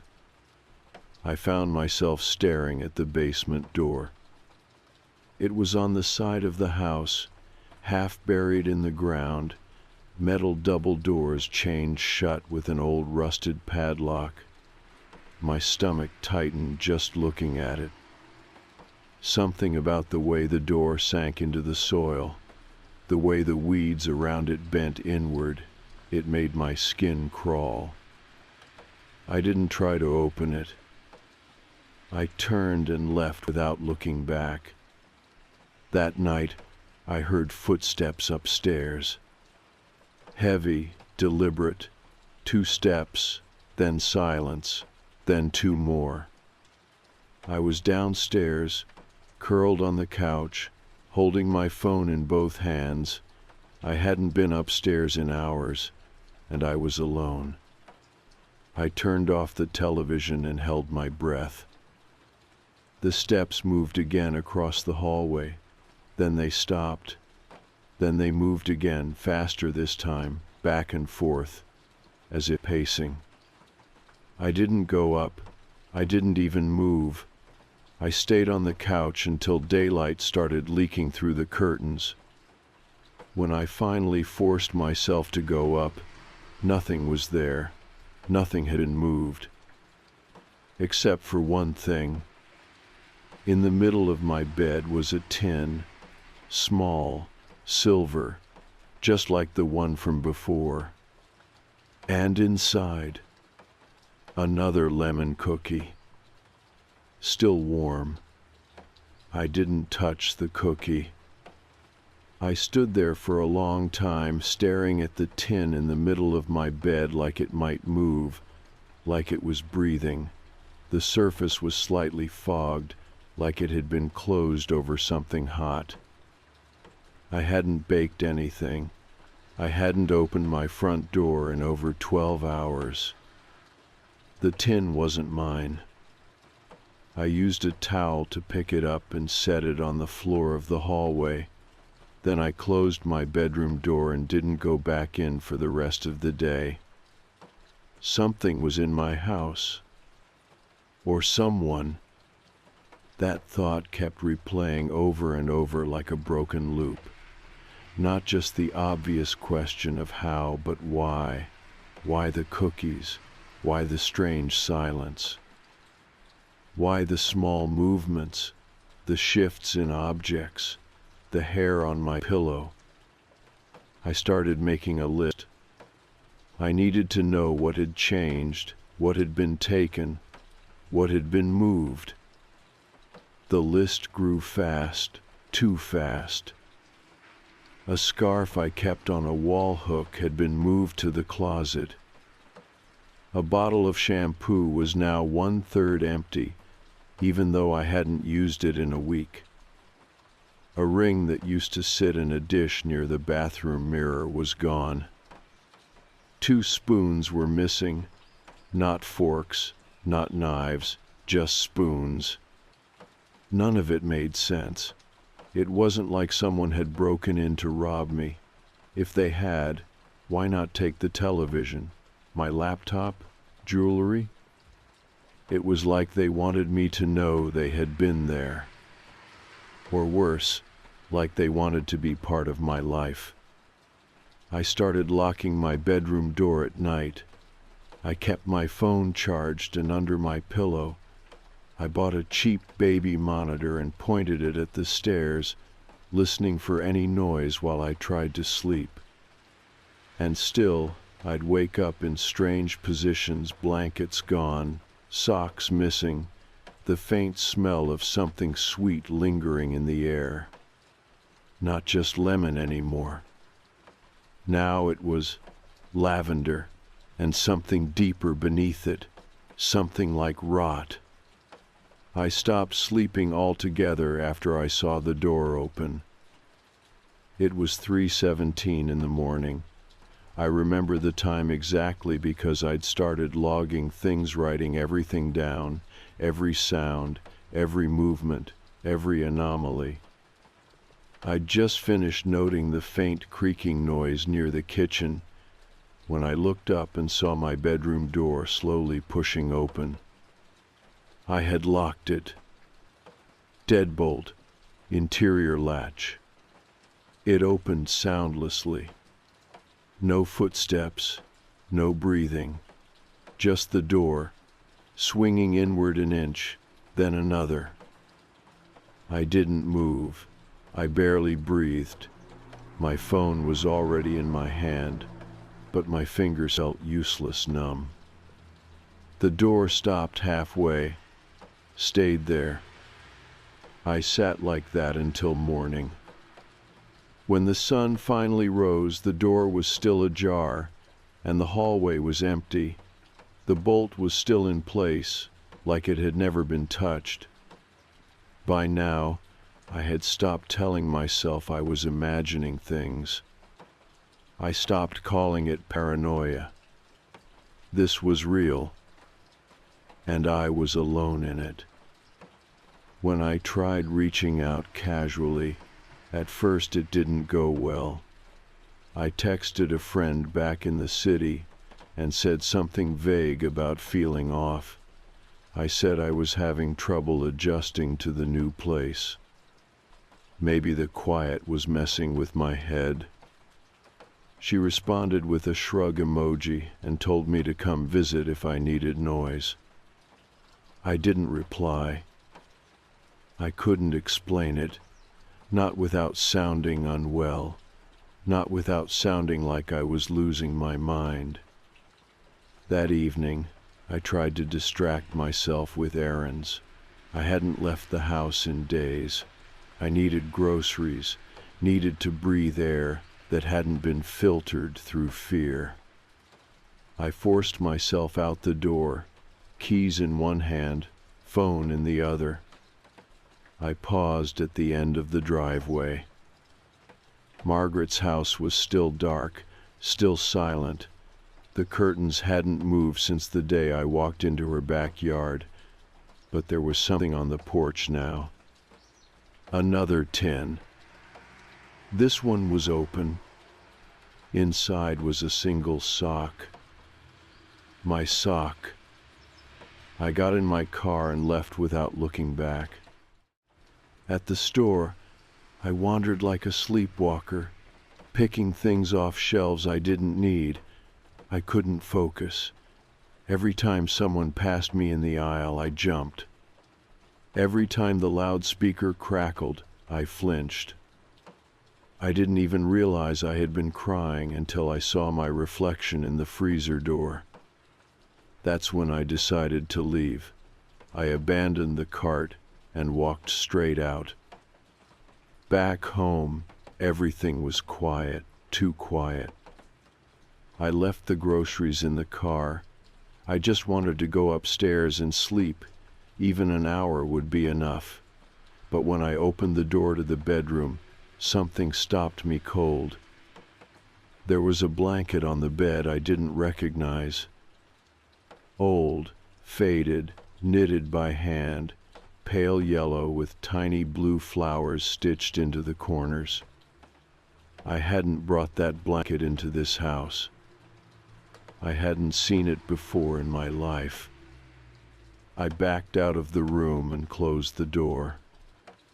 I didn't sleep that night either. Instead, I searched public records. property history, old census data, utility records, anything I could find connected to Margaret or the house, 2 doors down. After hours of digging, I found something. A newspaper clipping from 1992. The scan was poor and the image grainy, but the headline was clear. Woman found dead in locked home after neighbors report strange behavior. The article described a woman in her 60s, lived alone, talked to herself, rarely left the house. The neighbors said she had started sitting outside at night, staring at people's windows. Police found her in a chair near the front door, hands folded, eyes open. Her name was Margaret Holloway. The photo showed a blurry woman in a cardigan. It was her. The same face I had seen outside my house, the same voice that had told me about lemon cookies, the same woman who had stood at the edge of the trees, dragging something heavy into the dark. I sat frozen in front of the screen, barely able to blink. She had died over 30 years ago, but she was here, in the walls, in the halls, in my bed, and no one else remembered her, because they had forgotten, or because they had been made to forget. But I hadn't, and I was starting to think that was the problem. I printed the article and folded it into my journal, right next to the list of missing items and strange occurrences. It felt like the only tether to reality I had left. A name, a face, proof. Margaret Holloway had lived here. She had died in that house. And now she was, what, haunting me? I couldn't say the word without hearing how insane it sounded. Haunting. It felt theatrical, like something from a bad movie. But what other explanation was there? How could someone who had died 30 years ago bring me cookies? How could she walk across my lawn at night and leave things in my house? The logic didn't hold, but my fear didn't care. That night I didn't lock my bedroom door.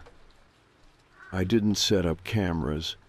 I didn't barricade myself with pillows and blankets and false hope. I just sat on the floor in the living room, back pressed against the wall, lights off, eyes wide. If something was going to happen, I wanted to see it. Hours passed. Sometime after 2, I heard footsteps upstairs again. Not the slow pacing from before. These were softer, closer. They moved from room to room like someone browsing a store, and then they stopped. Above me. Directly above. I stayed perfectly still, holding my breath until my chest hurt. I knew if I moved, whatever was up there would hear me, know where I was. Maybe it already did. And then, nothing. No movement, no noise. I waited for as long as I could. Eventually my eyes closed on their own. When I woke, morning light was leaking through the windows, and everything was still. Too still. I went upstairs slowly, checking each room. Nothing had been taken, nothing had been added, except the blanket was gone. The one I didn't recognize. In its place, on the foot of the bed, was a scarf. My scarf, the one that had gone missing from the wall hook 2 weeks ago. It was folded, neatly, like a gift. I started packing. I didn't care how ridiculous it looked. I stuffed clothes into garbage bags, swept everything off my bathroom counter into a duffel, grabbed my laptop, charger, wallet. I didn't have a plan. I just knew I couldn't stay. But when I opened the front door, Margaret was there. Standing at the edge of the porch, same cardigan, same blank expression. She didn't move, didn't speak, just looked at me. I stared back, frozen, hand still on the doorknob. I wanted to scream, to slam the door, to run, but my feet wouldn't move. Something held me there, not physically, something else. She tilted her head. "You're leaving," she said, more of a statement than a question. I nodded slowly. Her eyes didn't blink. "You shouldn't." The words came flat, not threatening, not kind, just certain. "I have to," I said. My voice came out hoarse. She looked past me, into the house, like she could see through the walls. "They always leave," she whispered. And then she turned and walked away, disappearing around the corner of the porch like smoke. I didn't move for another 5 minutes. Then I slammed the door, locked it behind me, and sank to the floor. I didn't leave that day, or the next. I don't know why. Maybe it was exhaustion. Maybe it was fear of what I might see out there. Maybe it was something else entirely, something inside the house that wanted me to stay. I started dreaming in pieces. Quick, jarring flashes Margaret's face in the mirror behind me, hands reaching from the walls, the sound of Peter Pan playing softly in another room, even though I didn't own a copy. One night I dreamed I was in the basement of her house, even though I had never been inside. It was cold, narrow, lit by a single bare bulb that flickered above a rusted sink. She was there, standing in the corner, smiling. "You looked," she said. I woke up gasping. After that, I taped a sheet over every mirror in the house. The more I tried to ignore it, the more it escalated. Now the lights flickered. The television turned on by itself, always static. My phone would buzz with messages I hadn't received, then go dead the moment I tried to read them. At night, I started hearing whispers under the floorboards, just below the range of words, like a language I almost understood. And the worst part? Things started returning. The ring I'd lost 3 weeks ago was on the bathroom counter. The spoons were back in the drawer. A book I hadn't seen since the day I moved in was now on my nightstand, open to a page with a note scrawled in the margin. "We forget what we keep." I started to feel like I wasn't just being haunted. I was being absorbed. One night I tried to reach out again. I found a therapist online who took emergency sessions.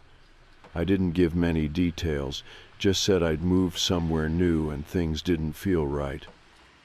She asked for my address. I gave it to her. There was a long pause. "Are you sure that's correct?" "Yes."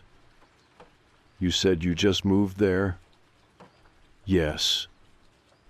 "That property has been listed vacant for nearly a decade. There shouldn't be anyone living there." I hung up. When I checked the county records the next day, she was right. The listing was still marked unoccupied. As far as the world knew, no one had lived here in years. That night, I opened the door to Margaret's house. I don't know why. Maybe I needed to know how deep this went. Maybe I needed to face it head on. I told myself I would just look inside, nothing more. The door wasn't locked. The air inside was dry and thick, like it hadn't been disturbed in years. The wallpaper was peeling. The floors creaked under every step. I moved through the front room slowly, flashlight in hand, heart beating fast. There were no photos, no furniture. Just a chair in the middle of the room facing the wall. I turned toward the hallway. That's when I heard it. Footsteps behind me. Slow, then closer, then a whisper. You looked, and everything went dark. When I opened my eyes, I was lying on my living room floor. The front door was wide open. The same cold morning light was leaking in through the windows, pale and thin, like it hadn't fully decided to rise. My clothes were covered in dust, as if I'd been crawling through an attic. My throat ached like I'd been screaming, but the house was silent. For a second, I didn't remember how I got there. Then it came back, the door, Margaret's house, the chair, the whisper. You looked. I closed the front door slowly, locked it, then turned and leaned against it until my knees gave out. I sat there for hours, trying to figure out what had happened, if it had happened. But the dirt on my jeans, the rawness in my chest, the sharp ache behind my eyes, they were all real. I went upstairs to shower. As soon as I turned on the water, I saw the writing on the mirror. It was faint, written in something oily, like old fingerprints dragged across the glass, but I could still read it. You're remembering. That was the beginning of the unraveling. At first it was little things. Familiar items I had forgotten suddenly reappeared, only off. The shirt I lost in college, found folded in the back of my dresser. A notebook from high school that I swore I'd thrown away, now sitting on the desk with a page torn out. A framed photo of me with friends, but their faces were smudged, slightly blurred, like something had passed over them. It wasn't just the house anymore. It was me. My sense of self, my sense of time began slipping. I'd walk into a room and forget why. I'd reach for something I didn't remember needing. Entire hours vanished into nothing. I started hearing my own voice in other rooms, quiet, mimicking me, not speaking exactly, just echoing. I kept trying to journal, to keep track, to give the days shape and weight. But even the pages began changing. One morning I found whole sentences I didn't remember writing. A full page, written in block letters that just said, "Stay inside, stay inside, stay inside." I didn't know if it was a warning or a command. Outside, the street was changing too. The neighbors were no longer waving, not because they were avoiding me, but because I didn't see them at all. Lawns were overgrown, cars disappeared. At night, every window was dark. The mail stopped coming. The world had narrowed to just me in the house. And Margaret. She didn't appear much anymore. Not physically, but she was there, always. I could feel her. In the air, in the corners of the room, in the way the lights dimmed when I said her name. Sometimes I'd catch her scent, lemon and lavender, right behind me. Then things got worse. One night, I was jolted awake by the sound of crying. It was faint, like it was coming through the walls. I followed the sound down the stairs, flashlight in hand. The crying stopped the moment I stepped into the living room. And then I saw it. A small handprint on the inside of the window. Child-sized. Pressed into the glass like someone had been reaching out from within. I fell backward, nearly dropping the flashlight. When I got closer, it was gone. No smudge, no mark, just my own reflection staring back at me, pale and wide-eyed and unfamiliar.